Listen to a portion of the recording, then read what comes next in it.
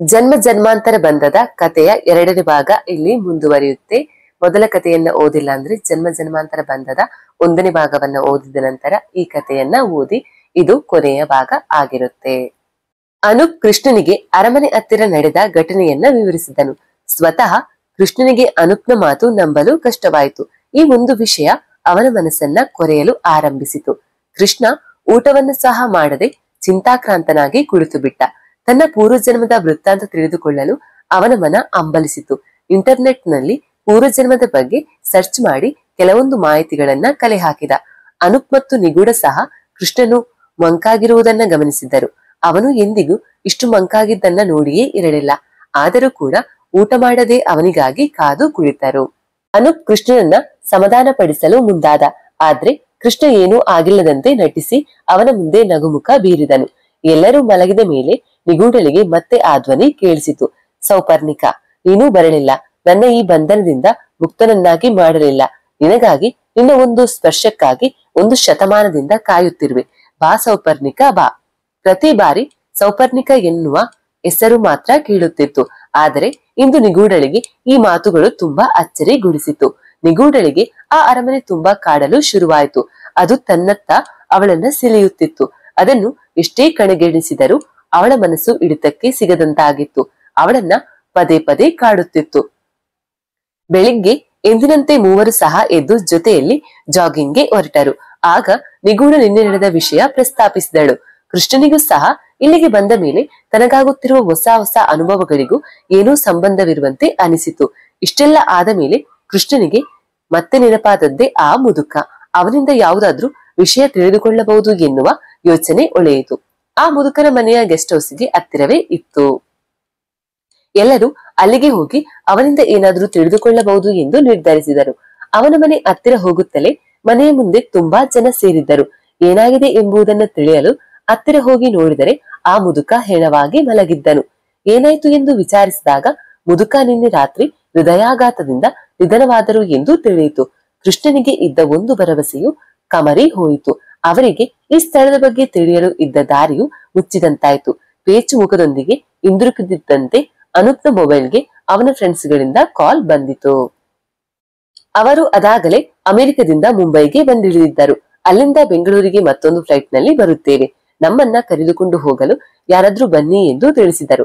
ಬಹಳ ದಿನಗಳ ನಂತರ ಫ್ರೆಂಡ್ಸ್ ಗಳ ಜೊತೆ ಮಾತನಾಡಿ ಅವರ ಮನಸ್ಸು ಹಗುರ ಆಯಿತು. ಗೆಸ್ಟ್ ಹೌಸ್ಗೆ ಬರುತ್ತಿದ್ದಂತೆ ಕೃಷ್ಣ ಮತ್ತು ಅನೂಪ್ ಬೆಂಗಳೂರಿಗೆ ಹೋಗಲು ರೆಡಿಯಾಗಿ ಹೊರಟರು. ಸ್ವಲ್ಪ ಹೊತ್ತು ಎಲ್ಲರೊಂದಿಗೆ ಖುಷಿಯಾಗಿ ಮಾತನಾಡುತ್ತಿದ್ದ ನಿಗೂಢಳ ಗಮನ ಮತ್ತೆ ಅರಮನೆಯತ್ತ ಸೆಳೆಯಿತು. ಅವಳನ್ನ ಯಾರೋ ಅತ್ತ ಸೆಳೆಯುವಂತೆ ಭಾಸವಾಯಿತು. ನಿಗೂಢ ಎಲ್ಲರ ಕಣ್ಣು ತಪ್ಪಿಸಿ ಅರಮನೆಯತ್ತ ಸಾಗಿದಳು. ಅವಳು ಅರಮನೆ ಬಾಗಿಲ ಬಳಿ ಬರುತ್ತಿದ್ದಂತೆ ಸುತ್ತಲೂ ನಿರಾವ ಮೌನ ಆವರಿಸಿತು. ಆತ ನಿಗೂಢಳನ್ನ ಬಲವಾಗಿ ವಶೀಕರಿಸಿ, ಸೌಪರ್ಣಿಕ, ಬಾ, ನನ್ನ ಬಂಧನದಿಂದ ಪಾರು ಮಾಡು ಎಂದು ತನ್ನತ್ತ ಸೆಳೆಯುತ್ತಿದ್ದ. ನಿಗೂಢ ತಾನು ಏನು ಮಾಡುತ್ತಿದ್ದೀನಿ ಎಂಬ ಅರಿವಿಲ್ಲದೆ ಮೆಟ್ಟಿಲುಗಳನ್ನೇರಿ ಅರಮನೆ ದ್ವಾರವನ್ನ ತೆರೆದು ಒಳ ಹೋದಳು. ಅರಮನೆ ಬಾಗಿಲು ತೆರೆಯುತ್ತಿದ್ದಂತೆ ಬಿರುಗಾಳಿ ಬೀಸಿತು. ಕಪ್ಪು ಕಾರ್ಮೋಡ ಸುತ್ತಲೂ ಕವಿಯಿತು. ಅರಮನೆ ಒಳಗೆ ಸುತ್ತಲೂ ಜೇಡದ ಬಳೆ ಅನೆದುಕೊಂಡಿತ್ತು. ಅರಮನೆ ಆಸ್ಥಾನದಲ್ಲಿ ಹೋಮ ಮತ್ತು ಹವನಗಳ ಮಾಡಿದ್ದ ಕುರುಹುಗಳಿದ್ದವು. ಅವನು ಕರೆಯುತ್ತಿದ್ದ ಧ್ವನಿ ಮಹಡಿಯ ಮೇಲಿನ ಕೋಣೆಯ ಕಡೆಯಿಂದ ಕೇಳಿ ಬರುತ್ತಿತ್ತು. ಅವಳು ನಿಧಾನವಾಗಿ ಮಹಡಿ ಮೆಟ್ಟಿಲುಗಳನ್ನ ಹತ್ತಿ ಬಲಭಾಗದಲ್ಲಿ ಮಂತ್ರಿಸಿದ ತಾಯತಗಳನ್ನ ಕಟ್ಟಿ ದಿಗ್ಬಂಧನ ಮಾಡಿದ್ದ ಕೋಣೆಯ ಮುಂದೆ ಬಂದು ನಿಂತಳು. ಅಲ್ಲೇ ಬಿದ್ದಿದ್ದ ಒಂದು ಕಬ್ಬಿಣದ ಕಂಬಿಯಿಂದ ಆ ಕೋಣೆಯ ಬಾಗಿಲನ್ನ ಒಡೆದು ಒಳ ಹೋದಳು. ಕೋಣೆಯ ಒಂದು ಮಂಡಲ ಹಾಕಿ ಆ ಮಂಡಲದಲ್ಲಿ ಒಂದು ಬೆಳ್ಳಿಯ ಕಲಸದ ಮೇಲೆ ಒಂದು ತೆಂಗಿನಕಾಯಿಯನ್ನಿಟ್ಟು ಆ ಕಲಸವನ್ನ ಪೂಜಿಸಿ ಅದಕ್ಕೆ ಹಲವಾರು ಅರಿಶಿನ ದಾರವನ್ನ ಸುತ್ತಿದ್ದರು. ಅವಳು ಏನು ಮಾಡುತ್ತಿದ್ದೇನೆ ಎಂಬ ಅರಿವಿಲ್ಲದೆ ಆ ಕಲಶವನ್ನ ಮುಟ್ಟಿಯೇ ಬಿಟ್ಟಳು. ಆ ಕಲಸವನ್ನ ಅವಳು ಮುಟ್ಟಿದ ಕೂಡಲೇ ಕಲಶದ ಮೇಲಿದ್ದ ತೆಂಗಿನಕಾಯಿ ಸಿಡಿದು ಚೂರಾಯಿತು. ಒಂದು ಕರ್ಕಶವಾದ ನಗು ಇಡೀ ಅರಮನೆ ತುಂಬೆಲ್ಲ ಆವರಿಸಿತು. ಆ ಶಬ್ದ ಕೇಳಿದರೆ ಎಂತವರಿಗೂ ಭಯ ಹುಟ್ಟಿಸುವಂತಿತ್ತು. ಅಲ್ಲಿಯವರೆಗೂ ವಶೀಕರಿಸಿದಂತೆ ಏನೂ ತಿಳಿದಿದ್ದ ಅವಳಿಗೆ ದಿಢೀರ್ ಎಚ್ಚರವಾಯಿತು. ಆ ಶಬ್ದಕ್ಕೆ ಬೆವರಿ ಬೆಂಡಾದಳು. ಅವಳ ಹಾರ್ಟ್ ಬೀಟ್ ಹೆಚ್ಚಾಯಿತು. ಈ ಸ್ಥಳಕ್ಕೆ ಹೀಗೆ ಬಂದೆನು ಅನ್ನೋದೇ ಅವಳಿಗೆ ತಿಳಿಯದಾಯಿತು. ಅವಳ ಕಣ್ಣುಗಳಲ್ಲಿ ಭಯದಿಂದ ಕಣ್ಣೀರು ಹರಿಯತೊಡಗಿದವು. ಅನೂಪ್ ಮತ್ತು ಕೃಷ್ಣ ಇಬ್ಬರು ಹೋಗಿ ಫಾರಿನ್ ನಿಂದ ಬೆಂಗಳೂರಿಗೆ ಬಂದಿದ್ದ ಫ್ರೆಂಡ್ಸ್ ಗಳನ್ನ ಮೀಟ್ ಮಾಡಿದರು. ಬಹಳ ದಿನಗಳ ನಂತರ ಬಂದಿದ್ದ ಸ್ನೇಹಿತರೊಂದಿಗೆ ಸ್ವಲ್ಪ ಹರಟೆ ಹೊಡೆದು ಒಂದು ಹೋಟೆಲ್ಗೆ ಹೋಗಿ ಮಧ್ಯಾಹ್ನದ ಊಟವನ್ನ ಮುಗಿಸಿದರು. ಕೃಷ್ಣನ ಮನಸ್ಸು ಯಾವುದೋ ಕೆಟ್ಟ ಘಟನೆ ಘಟಿಸುತ್ತದೆ ಎಂಬುದನ್ನ ಒತ್ತಿ ಒತ್ತಿ ಹೇಳುತ್ತಿತ್ತು. ಕೃಷ್ಣನ ಮುಖದ ಮೇಲೆ ನಗುವಿದ್ದರೂ ಸಹ ಒಳಗೊಳಗೆ ಕೊರಗುತ್ತಿದ್ದ. ಫ್ರೆಂಡ್ಸ್ಗಳು ಬಂದ ಖುಷಿಗಿಂತ ಕೃಷ್ಣನ ಮನದಲ್ಲಿ ನಿಗೂಢಳ ಬಗ್ಗೆ ಮಾಡುತ್ತಿದ್ದ ಯೋಚನೆ ಹೆಚ್ಚಾಗಿತ್ತು. ಇತ್ತ ನಿಗೂಢ ನೋಡುತ್ತಿದ್ದಂತೆ ಅವಳ ಮುಂದೆ ದಟ್ಟ ಹೊಗೆ ಆವರಿಸಿತ್ತು. ಆ ಹೊಗೆಯು ಅಜಾನುಭಾವು ವ್ಯಕ್ತಿಯಾಗಿ ಬದಲಾದದ್ದನ್ನ ಕಂಡು ಚಕಿತಳಾದಳು. ಅವಳ ಕಣ್ಣುಗಳೇ ಅದನ್ನ ನಂಬದಾಯಿತು. ಆತ ಇವಳನ್ನೇ ದುರುಗುಟ್ಟಿ ನೋಡಿ, ಕಡೆಗೂ ಬಂದೆಯಲ್ಲ, 1 ಶತಮಾನದಿಂದ ನಾನು ಪಟ್ಟ ಕಷ್ಟಕ್ಕೆ ಪ್ರತೀಕಾರ ತೀರಿಸಿಕೊಳ್ಳಬೇಕು. ನಾನಿನ್ನ ಬಿಡೋಳ್ಳ. ಆ ಅಮರೇಂದ್ರ ಚಕ್ರವರ್ತಿಯನ್ನ ಕೂಡ ನರಳಿ ಸಾಯುವ ಹಾಗೆ ಮಾಡುವೆ ಎಂದು ಗಹಗಹಿಸಿ ನಕ್ಕನು. ನಿಗೂಢ ಅವನ ಕಡೆ ಭಯದಿಂದ ಉಸಿರೆತ್ತುತ್ತಾ, ಯಾರು ನೀನು? ನನ್ನನ್ಯಾಕೆ ಕಾಡುತ್ತಿದ್ದೀಯ? ನಾನೇನು ಮಾಡಿದ್ದೇನೆ ನಿಂಗೆ ಎಂದು ಪ್ರಶ್ನಿಸಿದಳು. ನಿಗೂಢನ ತಲೆಗೂದಲನ್ನ ಹಿಡಿದು ಬಲವಾಗಿ ಎಳೆದ ಅವನು, ನಾನ್ಯಾರು ತಿಳಿಯದೆ ನಿನಗೆ? ನನ್ನ ಈ ಸ್ಥಿತಿಗೆ ಕಾರಣವಾದ ನಿನಗೆ ನನ್ನ ನೆನಪಿಲ್ಲವೇ? ನೆನಪಿಸಿಕೋ, ಎಲ್ಲವನ್ನ ನೆನಪಿಸಿಕೋ ಎಂದು ಚೀರಿದನು. ಅವನ ಆ ಚೀರಾಟಕ್ಕೆ ಇಡೀ ಅರಮನೆಯೆಲ್ಲ ಪ್ರತಿಧ್ವನಿಸಿತು. ಆ ಚೀರಾಟ ಕೇಳಿದರೆ ಎಂತವರಿಗೂ ಒಂದು ಕ್ಷಣ ಎದೆ ಜಲ್ ಎನಿಸುವಂತಿತ್ತು. ನಿಗೂಢಳಿಗೆ ಏನೋ ತೋಚಿದಂತಾಗಿತ್ತು. ಅವಳ ಕಣ್ಣುಗಳಲ್ಲಿ ಕಣ್ಣೀರ ಧಾರೆಯಾಗತೊಡಗಿತು. ಒಂದು ಕ್ಷಣ ನಿರಾವ ಮೌನ. ಆತ ಕಾಣುತ್ತಿಲ್ಲ. ಸುತ್ತಲೂ ನೋಡಿದಳು, ಎಲ್ಲೂ ಇಲ್ಲ. ಅವಳ ಹಿಂದೆ ಯಾರೋ ನಿಂತಿರುವಂತೆ ಭಾಸವಾಯಿತು. ಹಿಂದಿರುಗಿದರೆ ಆತನೇ ನಿಂತಿದ್ದ. ಅವಳ ಗುಂಡಿಗೆ ಬಾಯಿಗೆ ಬಂದಂತಾಗಿತ್ತು. ನಿಗೂಢ ಇಂದು ನನ್ನ ಮರಣ ಖಂಡಿತ ಎಂದು ಜೀವದ ಮೇಲಿದ್ದ ಆಸೆಯನ್ನ ತೊರೆದು ಬಿಟ್ಟಳು. ಅಷ್ಟರಲ್ಲಿ ಆ ಕ್ರೂರಿಯ ಮುಖದಲ್ಲಿ ಬದಲಾವಣೆ. ಅರಮನೆಯ ದ್ವಾರದ ಕಡೆ ನೋಡುತ್ತಾ ನಿಂತನು. ಅರಮನೆ ಹೊರಗಿನಿಂದ ಯಾರೋ ಮಂತ್ರ ಘೋಷಿಸುವ ಶಬ್ದ ಕೇಳಿಸಿತು. ನೋಡಿದರೆ ಅಘೋರಿ. ಅವನು ಒಳ ಪ್ರವೇಶಿಸುತ್ತಿದ್ದಂತೆ ಆ ಕ್ರೂರಿಯ ಮುಖವು ಕೋಪದಿಂದ ಉರಿಯತೊಡಗಿತು. ಅಘೋರಿಯನ್ನ ದಿಟ್ಟಿಸಿ ನೋಡಿ, ನನ್ನಿಂದ ಇವಳನ್ನ ನೀನು ಉಳಿಸಲು ಸಾಧ್ಯವಿಲ್ಲ ಎಂದು ಅವಳ ಕೈಯನ್ನ ಬಲವಾಗಿ ಹಿಡಿದನು. ಅಘೋರಿ ಮಂತ್ರಘೋಷವನ್ನ ಮಾತ್ರ ನಿಲ್ಲಿಸಲಿಲ್ಲ. ಕೈಯಲ್ಲಿ ವಿಭೂತಿ ಹಿಡಿದು ಆ ಕ್ರೂರಿಯ ಮೇಲೆ ಎಸೆದನು. ಅವನು ವಿಭೂತಿ ಎಸೆಯುತ್ತಿದ್ದಂತೆ ಆ ಕ್ರೂರಿ ಕಿರುಚಾಡುತ್ತಾ ಅಲ್ಲಿಂದ ಮಾಯವಾದನು. ಅಘೋರಿ ನಿಗೂಢಳನ್ನ ಕರೆದುಕೊಂಡು ಅರಮನೆಯಿಂದ ಹೊರಬಂದನು. ಅವಳ ಕಡೆ ನೋಡುತ್ತಾ, ಆತ ಹೊರಬಂದಾಯ್ತು, ಇನ್ನು ನಿನ್ನ ಹೋರಾಟ ಮಾತ್ರ ಪ್ರಾರಂಭವಾಗಬೇಕಿದೆ ಎಂದು ಹೇಳಿ ಬಂದು ತಾಯತವನ್ನ ಅವಳ ಕೈಗೆ ಕಟ್ಟಿ, ಇದನ್ನ ಎಂದು ತೆಗೆಯಬೇಡ ಎಂದನು. ಅವಳನ್ನ ಗೆಸ್ಟ್ ಹೌಸ್ಗೆವರೆಗೂ ಕರೆತಂದು ಹೊರಡು, ಎಲ್ಲದಕ್ಕೂ ತಯಾರಾಗು ಎಂದು ಹೇಳಿ ಅಲ್ಲಿಂದ ಹೊರಟು ಹೋದನು. ನಿಗೂಢಳ ತಲೆಗೂದಲು ಕೆದರಿತ್ತು. ಕೈಯಲ್ಲಿನ ಬಳಿಗಳು ಒಡೆದು ಹೋಗಿದ್ದವು. ಹತ್ತು ಕಣ್ಣುಗಳು ಊದಿಕೊಂಡಿದ್ದವು. ನಿಗೂಢ ಗೆಸ್ಟ್ ಹೌಸ್ ಒಳಗೆ ಬರುತ್ತಲೇ ಶಾಕುಂತಲ ಅವಳನ್ನು ನೋಡಿ ಭಯಭೀತಳಾದಳು. ಅವಳು ಗಾಬರಿಯಿಂದ ಅರ್ಜುನನನ್ನ ಕರೆದಳು. ಶಾಕುಂತಲ ಕೂಗುತ್ತಿದ್ದುದನ್ನ ಕೇಳಿಸಿಕೊಂಡು ಮನೆ ಕೆಲಸದವರೆಲ್ಲರೂ ಅರ್ಜುನನೊಂದಿಗೆ ಹೊರಗೆ ಬಂದರು. ಅವರೆಲ್ಲರೂ ಒಂದು ಕ್ಷಣ ಅಚ್ಚರಿಗೊಂಡಿದ್ದಂತೂ ಸುಳ್ಳಲ್ಲ. ನಿಗೂಢ ಅಳುತ್ತಾ ನಡೆದಿದ್ದೆಲ್ಲವನ್ನ ತಿಳಿಸಿದಳು. ಎಲ್ಲರಿಗೂ ಒಂದೆಡೆ ಅಚ್ಚರಿಯವಾದರೆ ಮತ್ತೊಂದೆಡೆ ಗಾಬರಿಯಾಯಿತು. ಅರ್ಜುನನಿಗೆ ನಂಬಲು ಕಷ್ಟವಾದ್ರೂ ಸಹ ನಂಬದೆ ವಿಧಿ ಇರಲಿಲ್ಲ. ಅವಳನ್ನ ಕರೆದುಕೊಂಡು ಒಳ ಹೋದರು. ಇತ್ತ ಫ್ರೆಂಡ್ಸ್ಗಳನ್ನ ಕರೆದುಕೊಂಡು ಕೃಷ್ಣ ಗೆಸ್ಟ್ ಹೌಸ್ಗೆ ಬಂದನು. ಎಲ್ಲರೂ ತಮಾಷೆ ಮಾಡುತ್ತಾ ಒಳಗೆ ಬಂದರು. ಮನೆಯೊಳಗೆ ನೋಡಿದರೆ ಎಲ್ಲರೂ ಮೌನವಾಗಿ ಕುಳಿತಿದ್ದರು. ಇವರೆಲ್ಲರೂ ಬಂದಿದ್ದನ್ನ ನೋಡಿಯೂ ಸಹ ಒಬ್ಬರ ಮುಖದಲ್ಲಿಯೂ ಸ್ವಲ್ಪ ನಗುವು ಮೂಡಲಿಲ್ಲ. ಏನೋ ಆಗಿದೆ ಎಂದುಕೊಂಡು ಕೃಷ್ಣನು ಅರ್ಜುನನನ್ನ ಕೇಳಿದ. ಅರ್ಜುನನ ಕಣ್ಣುಗಳು ಮೊದಲ ಬಾರಿಗೆ ತುಂಬಿದ್ದವು. ಮಗಳ ಸ್ಥಿತಿ ನೆನೆದು ಭಾವುಕನಾಗಿದ್ದನು. ಅವನು ಇಲ್ಲಿ ನಡೆದಿದ್ದ ಘಟನೆಯನ್ನ ತಿಳಿಸಿದ. ನಂತರ ಕೃಷ್ಣ ನಿಗೂಢ ಇದ್ದ ರೂಮ್ ಕಡೆಗೆ ಹೆಜ್ಜೆ ಹಾಕಿದನು. ನಿಗೂಢ ಅಮ್ಮನ ಮಡಿಲಲ್ಲಿ ಮಲಗಿದ್ದಳು. ಅವಳು ಕೃಷ್ಣನನ್ನ ನೋಡುತ್ತಲೇ ಎದ್ದು ಬಂದು ಅವನನ್ನ ಅಪ್ಪಿಕೊಂಡು ಅಳಲು ಪ್ರಾರಂಭಿಸಿದಳು. ಕೃಷ್ಣ ಅವಳನ್ನ ಸಮಾಧಾನ ಮಾಡಿ ಅವಳನ್ನ ಮಲಗಿಸಿ ಶಾಕುಂತಳನ್ನ ನಿಗೂಢಳ ಜೊತೆ ಇರುವಂತೆ ಹೇಳಿ ರೂಮ್ನಿಂದ ಹೊರಬಂದನು. ಅರ್ಜುನ್ ಜೊತೆ ಮಾತನಾಡಿ ಈ ಸಮಸ್ಯೆಗೆ ಪರಿಹಾರ ಹುಡುಕಬೇಕೆಂದು ಬಂದನು. ಆದ್ರೆ ಅರ್ಜುನ್ ಈ ಜಾಗದಿಂದ ಮೊದಲು ಹೊರಡಬೇಕೆಂದು ಕಾತುರನಾಗಿದ್ದ. ಕೃಷ್ಣ ಎಷ್ಟೇ ಹೇಳಿದರೂ ಅವನು ಕೇಳುವ ಮನಸ್ಥಿತಿಯಲ್ಲಿ ಇರಲಿಲ್ಲ. ಕೃಷ್ಣ ತನ್ನೆಲ್ಲ ಪ್ರಯತ್ನ ಮಾಡಿದರೂ ಪ್ರಯೋಜನವಾಗಲಿಲ್ಲ. ಅರ್ಜುನ ತನ್ನ ನಿರ್ಧಾರದಿಂದ ಹಿಂದೆ ಸರಿಯಲಿಲ್ಲ. ಕೃಷ್ಣನ ಫ್ರೆಂಡ್ಸ್ಗಳಿಗೆ ಇಲ್ಲಿ ಏನು ನಡೆದಿದೆ ಎಂಬ ಬಗ್ಗೆ ಸರಿಯಾದ ಮಾಹಿತಿ ಇರಲಿಲ್ಲ. ಅವರು ಏನು ಅರ್ಥವಾಗದೆ ಕೃಷ್ಣ ಮತ್ತು ಅನೂಪ್ರನ್ನ ಮೂಕ ಪ್ರೇಕ್ಷಕರಂತೆ ನೋಡುತ್ತಿದ್ದರು. ಅನೂಪ್ ಅವರೆಲ್ಲರಿಗೂ ಇಲ್ಲಿ ನಡೆದಿದ್ದ ವಿಷಯಗಳನ್ನ ತಿಳಿಸಿದ. ಅವರಿಗೆ ಮನದ ಒಂದು ಮೂಲೆಯಲ್ಲಿ ಭಯ ಪ್ರಾರಂಭವಾಯಿತು. ಕೃಷ್ಣನಿಗೆ ವಾಸ್ತವದ ಸತ್ಯಾಂಶ ತಿಳಿಯದಾಗಿತ್ತು. ಮನದೊಳಗೆ ನೂರಾರು ಪ್ರಶ್ನೆಗಳು ಉದ್ಭವವಾಗಿದ್ದವು. ಅವನು ಈ ರಾತ್ರಿಯಲ್ಲಿ ಆ ಅಘೋರಿಯನ್ನ ಹುಡುಕಿ ಹೊರಟೇ ಬಿಟ್ಟನು. ನಿಗೂಢಳ ಪರಿಸ್ಥಿತಿ ಹೀಗಾಗಿದೆ. ಅರ್ಜುನನಿಗೆ ಕೃಷ್ಣನ ಮಾತುಗಳನ್ನ ಆಲಿಸುವ ಮನಸ್ಥಿತಿಯೇ ಇಲ್ಲ. ಇತ್ತ ಕೃಷ್ಣ ನೋಡಿದರೆ ಎಷ್ಟು ಹುಡುಕಿದರೂ ಸಿಗದಿರುವ ಅಘೋರಿಯನ್ನ ಮಧ್ಯರಾತ್ರಿಯಲ್ಲಿ ಹುಡುಕಿ ಹೊರಟಿದ್ದಾನೆ. ಜೀವನ ಅಕ್ಷರ ಸಹ ಗೊಂದಲದ ಗೂಡಾಗಿತ್ತು. ತನ್ನ ಸುತ್ತಮುತ್ತ ಏನಾಗುತ್ತಿದೆ ಎಂಬುದೇ ತಿಳಿಯದಾಗಿತ್ತು. ಅವಳಿಗೆ ಆ ಕ್ರೂರಿ ಯಾರೆಂಬುದೇ ತಿಳಿದಿರಲಿಲ್ಲ. ಅವಳ ಮನಸ್ಸನ್ನ ಇಂಡಿ ಇಪ್ಪೆ ಮಾಡಿದ್ದ. ಶಾಕುಂತಲ ಒಂದು ಕ್ಷಣವೂ ಸಹ ಅವಳನ್ನ ಬಿಟ್ಟು ಹೋಗದೆ ಕಣ್ಣಲ್ಲಿ ಕಣ್ಣಿಟ್ಟು ಕಾಯುತ್ತಿದ್ದಳು. ಅವಳು ನಿಗೂಢ ಅನುಭವಿಸುತ್ತಿದ್ದ ತೊಂದರೆಗೆ ಪರಿಹಾರಕ್ಕಾಗಿ ಬೇಡದ ದೇವರಿಲ್ಲ, ಒತ್ತುಕೊಳ್ಳದ ಅರಕೆ ಇಲ್ಲ. ಮಗಳ ಸ್ಥಿತಿ ಕಂಡು ಮರುಗಿದಳು. ಕೃಷ್ಣ ತುಂಬಾ ಬೇಸರದೊಂದಿಗೆ ಅಘೋರಿಯ ಹುಡುಕಿ ಹೊರಟನು. ದಾರಿಯಲ್ಲಿ ಆ ಸುಂದರ ಹುಡುಗಿ ಮತ್ತೆ ಎದುರಾದಳು. ಅವಳು ಕೃಷ್ಣನನ್ನೇ ನೋಡಿ ನಗುತ್ತಾ ಏನೋ ಸನ್ನೆ ಮಾಡಿ ಅರಮನೆ ದಾರಿ ಕಡೆ ಹೊರಟಳು. ಕೃಷ್ಣನಿಗೆ ಈಗಿನ ಪರಿಸ್ಥಿತಿಯಲ್ಲಿ ಇವಳ ಬಗ್ಗೆ ತಿಳಿದುಕೊಳ್ಳುವುದಕ್ಕಿಂತ ಅಘೋರಿಯನ್ನ ಹುಡುಕುವುದೇ ಹೆಚ್ಚಾಗಿತ್ತ. ಆದರೂ ಸಹ ಅವಳು ಸನ್ನೆ ಮಾಡಿ ಹೇಳಿದ್ದು ಏನೆಂದು ಅವನಿಗೆ ತಿಳಿಯಲಿಲ್ಲ. ಅವಳ ಹಿಂದೆ ಹೋಗದೆ ಅವನು ರಾತ್ರಿ ಕಗ್ಗತ್ತಲಲ್ಲಿ ಕಾಡಿನ ರಸ್ತೆಯಲ್ಲಿ ಅಘೋರಿ ಹುಡುಕುತ್ತಾ ಹೊರಟನು. ಅವನಿಗೆ ಮೊದಲು ನೆನಪಾಗಿದ್ದು ಆಂಜನೇಯ ಸ್ವಾಮಿಯ ದೇವಸ್ಥಾನ. ಅಲ್ಲಿ ಅವನು ಸಿಗಬಹುದೆಂದು ಅಲ್ಲಿಗೆ ಹೋಗಿ ದೇವಸ್ಥಾನದ ಸುತ್ತಲೆಲ್ಲ ಹುಡುಕಿದ.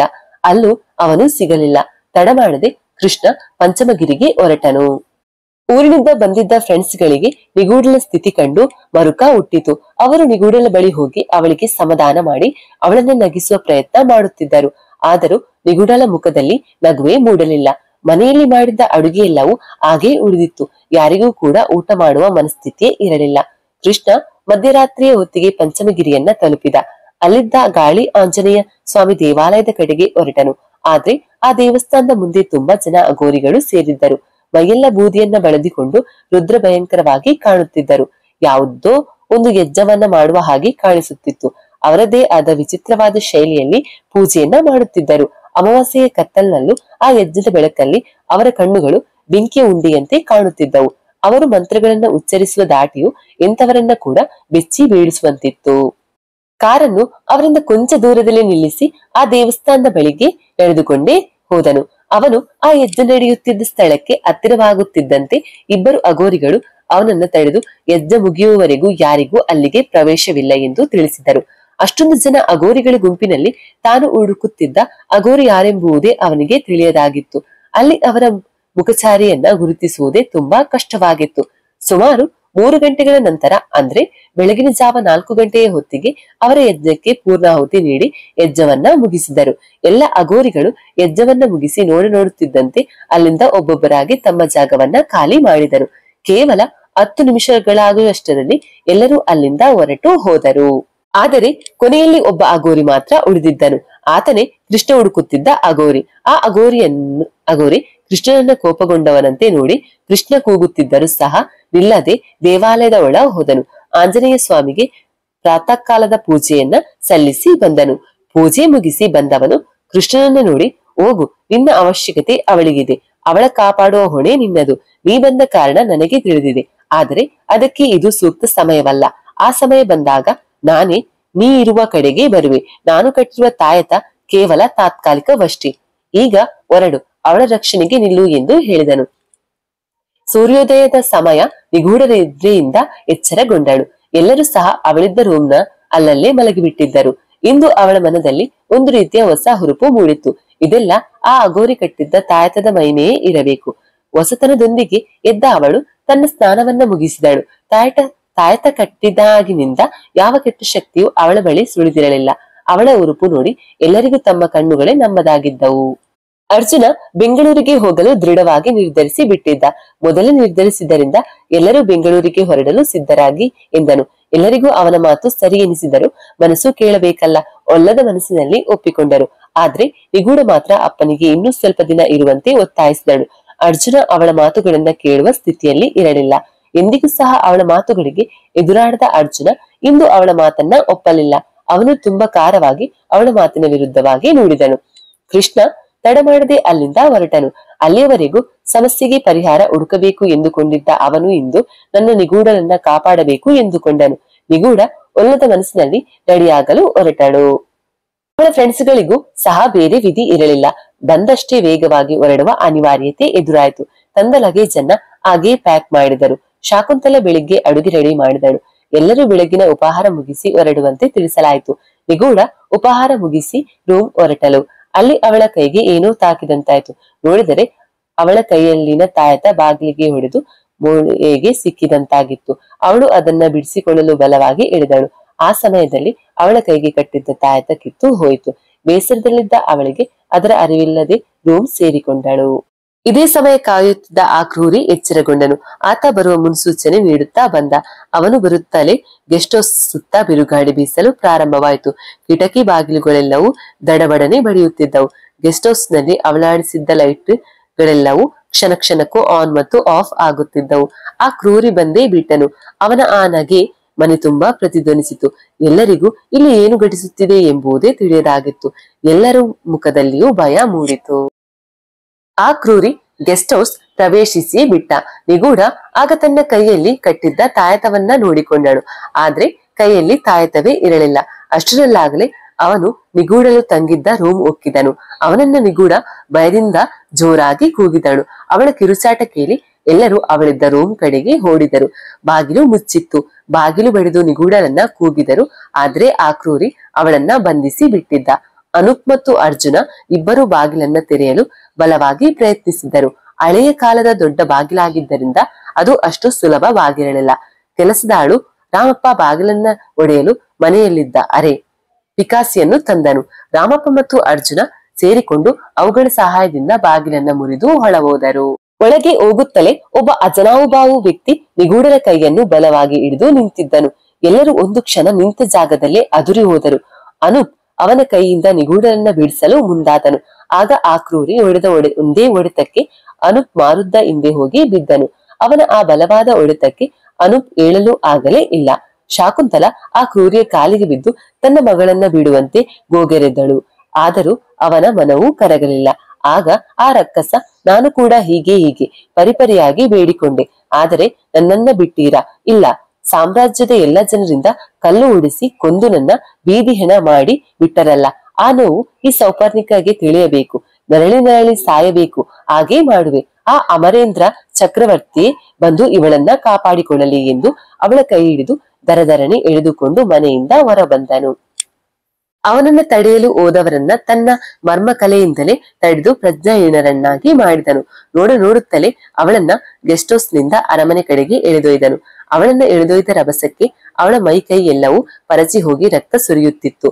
ಆ ರಕ್ತದ ಒಂದು ಹನಿಯೂ ಸಹ ನೆಲಕ್ಕೆ ಬೀಳಲು ಬಿಡದೆ ಅದನ್ನ ಹಿಡಿದಿಟ್ಟುಕೊಂಡನು. ಅವಳ ಒಂದೊಂದು ಹನಿ ರಕ್ತವೂ ಸಹ ಅವನಿಗೆ ಅಷ್ಟು ಮೌಲ್ಯವುಳ್ಳದ್ದಾಗಿತ್ತು. ಇತ್ತ ಕೃಷ್ಣ ಗೆಸ್ಟ್ ಹೌಸ್ಗೆ ಬಂದನು. ಮನೆ ಒಳಗೆ ವಸ್ತುಗಳೆಲ್ಲವೂ ಚೆಲ್ಲಾಪಿಲ್ಲಿ ಆಗಿದ್ದವು. ಎಲ್ಲರೂ ದಿಗ್ಭ್ರಮಿತರಾಗಿ ನಿಂತಿದ್ದರು. ಕೃಷ್ಣನಿಗೆ ಏನೋ ಘಟಿಸಿದೆ ಅನ್ನೋ ಮುನ್ಸೂಚನೆ ಸಿಕ್ಕಿತು. ಗೊಂಬೆಗಳಂತೆ ನಿಂತಿದ್ದ ತನ್ನ ಸ್ನೇಹಿತರನ್ನ ಮಾತನಾಡಿಸಿದರು. ಮಾತನಾಡಲಿಲ್ಲ. ಅವರನ್ನ ಜೋರಾಗಿ ಅಲುಗಾಡಿಸಿದನು. ಆಗ ಭ್ರಮಾಲೋಕದಿಂದ ಹೊರಬಂದ ಅವರು ಕೃಷ್ಣನನ್ನ ನೋಡಿ ನಡೆದ ವಿಷಯವನ್ನೆಲ್ಲ ತಿಳಿಸಿದರು. ಆಗ ಕೃಷ್ಣನಿಗೆ ನೆನಪಾಗಿದ್ದೆ ನಿಗೂಢ ಕಳೆದ ಬಾರಿ ಹೋಗಿದ್ದ ಅರಮನೆ. ಅವನು ತಡ ಮಾಡದೆ ಎಲ್ಲರನ್ನ ಕರೆದುಕೊಂಡು ಅರಮನೆ ಕಡೆಗೆ ಹೊರಟನು. ದಾರಿ ಮಧ್ಯೆ ಯಾರೋ ಒಬ್ಬ ಹೆಂಗಸು ಎದುರಾಗಿ ಅವರನ್ನ ಅರಮನೆ ಹತ್ತಿರ ಹೋಗುವುದನ್ನ ತಡೆದಳು.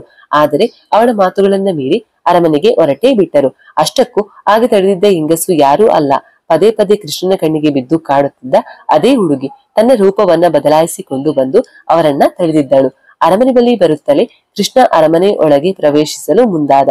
ಕೃಷ್ಣ ಬರುವುದನ್ನೇ ಕಾದು ಕುಳಿತಿದ್ದ ಆ ರಕ್ಕಸ ಅವನು ಬರುತ್ತಿದ್ದದನ್ನ ನೋಡಿ ನಿಗೂಢರಿಗೆ, ಬಂದ ನೋಡು, ನಿನ್ನ ಕಾಪಾಡಲು ಆ ಅಮರೇಂದ್ರ ಚಕ್ರವರ್ತಿ, ನನ್ನ ಬಹುಕಾಲದ ಶತ್ರು, ಬೇಟೆಗಾರನನ್ನೇ ಹುಡುಕಿಕೊಂಡು ಬಂದಿದೆ ಎಂದು ನಕ್ಕನು. ನಿಗೂಢ ಕೃಷ್ಣನನ್ನ ತಡೆಯುವ ಸ್ಥಿತಿಯಲ್ಲಿ ಇರಲಿಲ್ಲ. ಅವಳು ತೀವ್ರ ನಿತ್ರಣಲಾಗಿ ಹೋಗಿದ್ದಳು. ಕೃಷ್ಣ ತನ್ನ ಕಾಲನ್ನ ಒಳಗೆ ಇಡುತ್ತಲೇ ಆ ರಕ್ಕಸ ಕೃಷ್ಣನನ್ನ ಬಲವಾಗಿ ಒದ್ದನು. ಅವನು ಒದ್ದ ರಭಸಕ್ಕೆ ಕೃಷ್ಣನ ತಲೆ ಗೋಡೆಗೆ ತಾಗಿ ತಲೆಯಿಂದ ರಕ್ತ ಸುರಿಯ ತೊಡಗಿತು.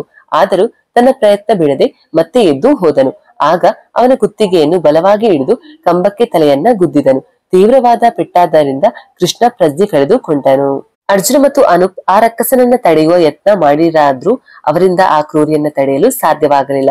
ಉಳಿದವರು ಆತನ ರೂಪ ನೋಡಿ ಎದರಿ ಹಿಂದಕ್ಕೆ ಸರಿದರು. ನಿಗೂಢಳಿಗೆ ಇದ್ದ ಭರವಸೆಯ ಬಾಗಿಲುಗಳೆಲ್ಲವೂ ಮುಚ್ಚಿದವು ಎನ್ನುಕೊಳ್ಳುವಷ್ಟರಲ್ಲಿ ಇದ್ದಕ್ಕಿದ್ದಂತೆ ಒಂದು ಡಮರುಗದ ಸದ್ದು ಕೇಳಿತು. ರೌದ್ರ ರೂಪದೊಂದಿಗೆ ಅಘೋರಿ ಮಂತ್ರ ಜಪಿಸುತ್ತಾ ಅರಮನೆ ಬಳಿಗೆ ಬಂದೇ ಬಿಟ್ಟ. ಎಲ್ಲರೂ ಅಘೋರಿ ಬರುತ್ತಿದ್ದಂತೆ ಅವನಿಗೆ ಜಾಗ ಬಿಟ್ಟು ಹಿಂದೆ ಸರಿದರು. ರಕ್ಕಸನ ಮುಖದಲ್ಲಿದ್ದ ಕ್ರೌರ್ಯದ ನಗು ಮಾಯವಾಯಿತು. ಅಘೋರಿಯ ಕಡೆಗೆ ದುರುಗುಟ್ಟಿ ನೋಡುತ್ತಾ ಅಘೋರಿಯನ್ನ ತಡೆಯಲು ಮುಂದಾದನು. ಆದರೆ ಅಘೋರಿ ದೈವಾಂಶ ಸಂಭೂತನಾಗಿದ್ದ ಅವನನ್ನ ಎದುರಿಸುವುದು ಅಷ್ಟು ಸುಲಭದ ಮಾತಾಗಿರಲಿಲ್ಲ. ಆದರೂ ಆ ರಕ್ಕಸ ತನ್ನ ಹಠ ಬಿಡದೆ ಅಘೋರಿಯನ್ನ ಎದುರಿಸುವ ಕಾರ್ಯ ನಿಲ್ಲಿಸಲೇ ಇಲ್ಲ. ತನ್ನ ಅಷ್ಟು ಶಕ್ತಿಯನ್ನ ಒಟ್ಟಿಗೆ ಸೇರಿಸಿ ತನ್ನ ಪ್ರಯತ್ನವನ್ನ ಮುಂದುವರಿಸಿದ. ಆದರೂ ಅಘೋರಿಯ ಮುಂದೆ ಮಂಡಿಯೂರಲೇ ಬೇಕಾಯಿತು. ತನ್ನ ಪ್ರಯತ್ನ ವಿಫಲವಾಗುತ್ತಿದ್ದಂತೆ ತನ್ನನ್ನು ಬಂಧಿಸುವರು ಎನ್ನುವ ಭಯದಿಂದ ಆತ ಅಲ್ಲಿಂದ ಮರೆಯಾದನು. ಗಾಯಗೊಂಡಿದ್ದ ಕೃಷ್ಣ ಮತ್ತು ನಿಗೂಢರನ್ನ ಎತ್ತಿಕೊಂಡು ಆಸ್ಪತ್ರೆಗೆ ಹೋಗಲು ಮುಂದಾದರು. ಆಗ ಅಘೋರಿ ಅವರನ್ನ ಈ ಊರಿಂದ ಕರೆದುಕೊಂಡು ಹೋಗುವುದು ಅಸಾಧ್ಯದ ಮಾತು. ಅವನು ಇವರಿಬ್ಬರನ್ನ ಕರೆದುಕೊಂಡು ಹೋಗಲು ಬಿಡುವುದಿಲ್ಲ ಎಂದನು. ಅವರನ್ನ ಆಸ್ಪತ್ರೆಗೆ ಸೇರಿಸುವುದು ಅನಿವಾರ್ಯವಾಗಿತ್ತು. ಆದರೆ ಇತ್ತ ಅಘೋರಿಯ ಮಾತುಗಳು ಸಹ ಮೀರುವಂತಿರಲಿಲ್ಲ. ಎಲ್ಲರಿಗೂ ದಿಕ್ಕೆ ತೋರಿಸಿದಂತಾಯ್ತು. ಅಷ್ಟರಲ್ಲಿ ಅನೂಪ್ಗೆ ತನ್ನ ಫೇಸ್ಬುಕ್ ಫ್ರೆಂಡ್ ಒಬ್ಬರು ಚಿಕ್ಕಮಗಳೂರಿನಲ್ಲಿರುವುದು ನೆನಪಿಗೆ ಬಂತು. ಅವನು ಅವರನ್ನ ಕಾಂಟ್ಯಾಕ್ಟ್ ಮಾಡಿ ಡಾಕ್ಟರ್ ಅನ್ನ ಗೆಸ್ಟ್ ಹೌಸ್ಗೆ ಕರೆಸುವ ವ್ಯವಸ್ಥೆ ಮಾಡಿದ. ಸ್ನೇಹಪರವರಾಗಿದ್ದ ಆ ಡಾಕ್ಟರ್ ಗೆಸ್ಟ್ ಹೌಸ್ಗೆ ಬಂದು ಅವರಿಬ್ಬರಿಗೂ ಟ್ರೀಟ್ಮೆಂಟ್ ಮಾಡಿ ಅವರನ್ನು ಪ್ರಾಣ ಭಯದಿಂದ ಕಾಪಾಡಿದರು. ಅಘೋರಿ ಗೆಸ್ಟ್ ಹೌಸ್ ಸುತ್ತಲೂ ಆ ರಕ್ಕಸ ಬರದಂತೆ ಮಂಡಲವನ್ನ ಹಾಕಿದರು. ಅವರು ಬೇಗ ಚೇತರಿಸಿಕೊಳ್ಳಲು ತನ್ನ ದೈವಿಕ ಶಕ್ತಿಯ ಆರೈಕೆಯನ್ನು ಸಹ ನೀಡಿದನು. ಅವನ ಆರೈಕೆಯಿಂದ ಅವರ ಆರೋಗ್ಯದಲ್ಲಿ ಚೇತರಿಕೆ ಕಂಡಿತು. ಅವರು ಕೆಲವೇ ದಿನಗಳಲ್ಲಿ ಸಂಪೂರ್ಣ ಗುಣಮುಖರಾದರು. ಕೃಷ್ಣನ ಮನದಲ್ಲಿ ಕಾಡುತ್ತಿದ್ದ ಪ್ರಶ್ನೆಗಳಿಗೆ ಉತ್ತರ ಸಿಗುವ ಕಾಲ ಸನಿಹಕ್ಕೆ ಬಂದಿತ್ತು. ಅಘೋರಿಯ ಮುಖ ನೋಡಿ ಕೃಷ್ಣನ ಮುಖದಲ್ಲಿ ಮಂದಹಾಸ ಮೂಡಿತು. ಅವನು ಕೃಷ್ಣನ ಕಡೆ ನೋಡಿ, ಇನ್ನು ಎಲ್ಲಾ ಪ್ರಶ್ನೆಗಳಿಗೂ ಉತ್ತರ ಸಿಗುವ ಕಾಲ ಕೂಡಿ ಬಂದಿದೆ ಎಂದಾಗಲಂತೂ ಅವನ ಖುಷಿಗೆ ಪಾರವೇ ಇಲ್ಲದಂತಾಗಿ ಹೋಯಿತು. ಕೃಷ್ಣನ ಈ ಖುಷಿಗೆ ಪಾರವೇ ಇಲ್ಲದಂತಾಯ್ತು. ನನ್ನ ಎಲ್ಲಾ ಪ್ರಶ್ನೆಗಳಿಗೂ ಇಂದು ಉತ್ತರ ಸಿಗುತ್ತೆ ಎಂದು ಹೀರಿ ಹಿಗ್ಗಿದ. ಪಕ್ಕದಲ್ಲೇ ಕುಳಿತಿದ್ದ ಅನೂಪ್ ಹೋಗಿ ಎಲ್ಲರಿಗೂ ವಿಷಯ ತಿಳಿಸಿದನು. ಎಲ್ಲರೂ ಅದನ್ನ ತಿಳಿಯುವ ಕಾತರದಿಂದ ಅಲ್ಲಿಗೆ ಧಾವಿಸಿದರು. ನಿಗೂಢ ಸಹ ಅಲ್ಲಿಗೆ ಬಂದಳು. ಆಗ ಅಘೋರಿ ಕೃಷ್ಣನನ್ನ ನೋಡುತ್ತಾ, ನಿನ್ನ ಪ್ರಶ್ನೆಗಳಿಗೆ ಉತ್ತರ ಸಿಗುತ್ತೆ, ಆದರೆ ಮುಂದೆ ಅದೇ ನಿನ್ನ ಇಕ್ಕಟ್ಟಿನ ಪರಿಸ್ಥಿತಿಯಲ್ಲಿ ಸಿಕ್ಕಿಸಬಹುದು ಎಂದನು. ಕೃಷ್ಣನಿಗೆ ಅಘೋರಿ ಹೇಳಿದ್ದನ್ನ ಕೇಳಿ ಸ್ವಲ್ಪ ಗೊಂದಲವಾಯಿತು. ಪ್ರಶ್ನೆಗಳಿಗೆ ಉತ್ತರ ಸಿಗುವುದರಿಂದ ನನಗೆ ಇಕ್ಕಟ್ಟಿನ ಪರಿಸ್ಥಿತಿ ಎದುರಾಗುತ್ತಾ ಎಂದು ಅಚ್ಚರಿಯಿಂದ ಕೇಳಿದನು. ಅದಕ್ಕೆ ಪ್ರತ್ಯುತ್ತರವಾಗಿ ಅಘೋರಿಯು, ನಿನ್ನ ಪ್ರಶ್ನೆಗಳಿಗೆ ಉತ್ತರ ಸಿಗಬೇಕಾದ್ರೆ ನಿನ್ನ ಮತ್ತು ಅವಳ ಜನ್ಮ ವೃತ್ತಾಂತ ತಿಳಿದುಕೊಳ್ಳಬೇಕು. ಅಂದು ನೀನು ತಿಳಿಯದೆ ಮಾಡಿದ ಒಂದು ತಪ್ಪಿನಿಂದ ಇಂದು ಅವಳು ಇಷ್ಟು ಕಷ್ಟಪಡುತ್ತಿದ್ದಾಳೆ ಎಂದನು. ಒಂದು ಕ್ಷಣ ಕೃಷ್ಣನಿಗೆ ಶಾಕ್ ಆಯ್ತು. ನಾನು ಅಂತ ತಪ್ಪು ಏನು ಮಾಡಿದೆ? ಅಷ್ಟಕ್ಕೂ ಅವಳು ಅವಳು ಅಂತ ಹೇಳ್ತಿದ್ದೀರಲ್ಲ, ಅವಳ್ಯಾರು ಎಂದನು. ಆಗ ಅಘೋರಿ ನಿಗೂಢಾಳ ಕಡೆ ಬೆರಳು ಮಾಡಿ ತೋರಿಸುತ್ತಾ, ಇವಳೇ ನೋಡು, ಅಂದು ನೀನು ಮಾಡಿದ ಚಿಕ್ಕ ತಪ್ಪಿಗಾಗಿ ಶಿಕ್ಷೆ ಅನುಭವಿಸುತ್ತಿರುವವಳು ಎಂದನು. ಅಘೋರಿ ಹೇಳಿದ್ದು ಯಾರಿಗೂ ಅರ್ಥ ಆಗಲಿಲ್ಲ. ಕೃಷ್ಣ ಅಘೋರಿಗೆ ಬಿಡಿಸಿ ಹೇಳುವಂತೆ ಕೇಳಿದನು. ಆಗ ಅಘೋರಿ ಹೇಳುತ್ತೇನೆ ಕೇಳು, ನಿಮ್ಮ ಜನ್ಮ ವೃತ್ತಾಂತ ಎಂದು ವಿವರಿಸಲು ಪ್ರಾರಂಭಿಸಿದನು. ಕೃಷ್ಣನ ಫ್ರೆಂಡ್ಸ್ಗಳಂತೂ ಒಳ್ಳೆ ಸಿನಿಮಾ ನೋಡೋ ತರಹ ಕೇಳ್ತಿದ್ರು. ಜೀವನ ವೃತ್ತಾಂತ.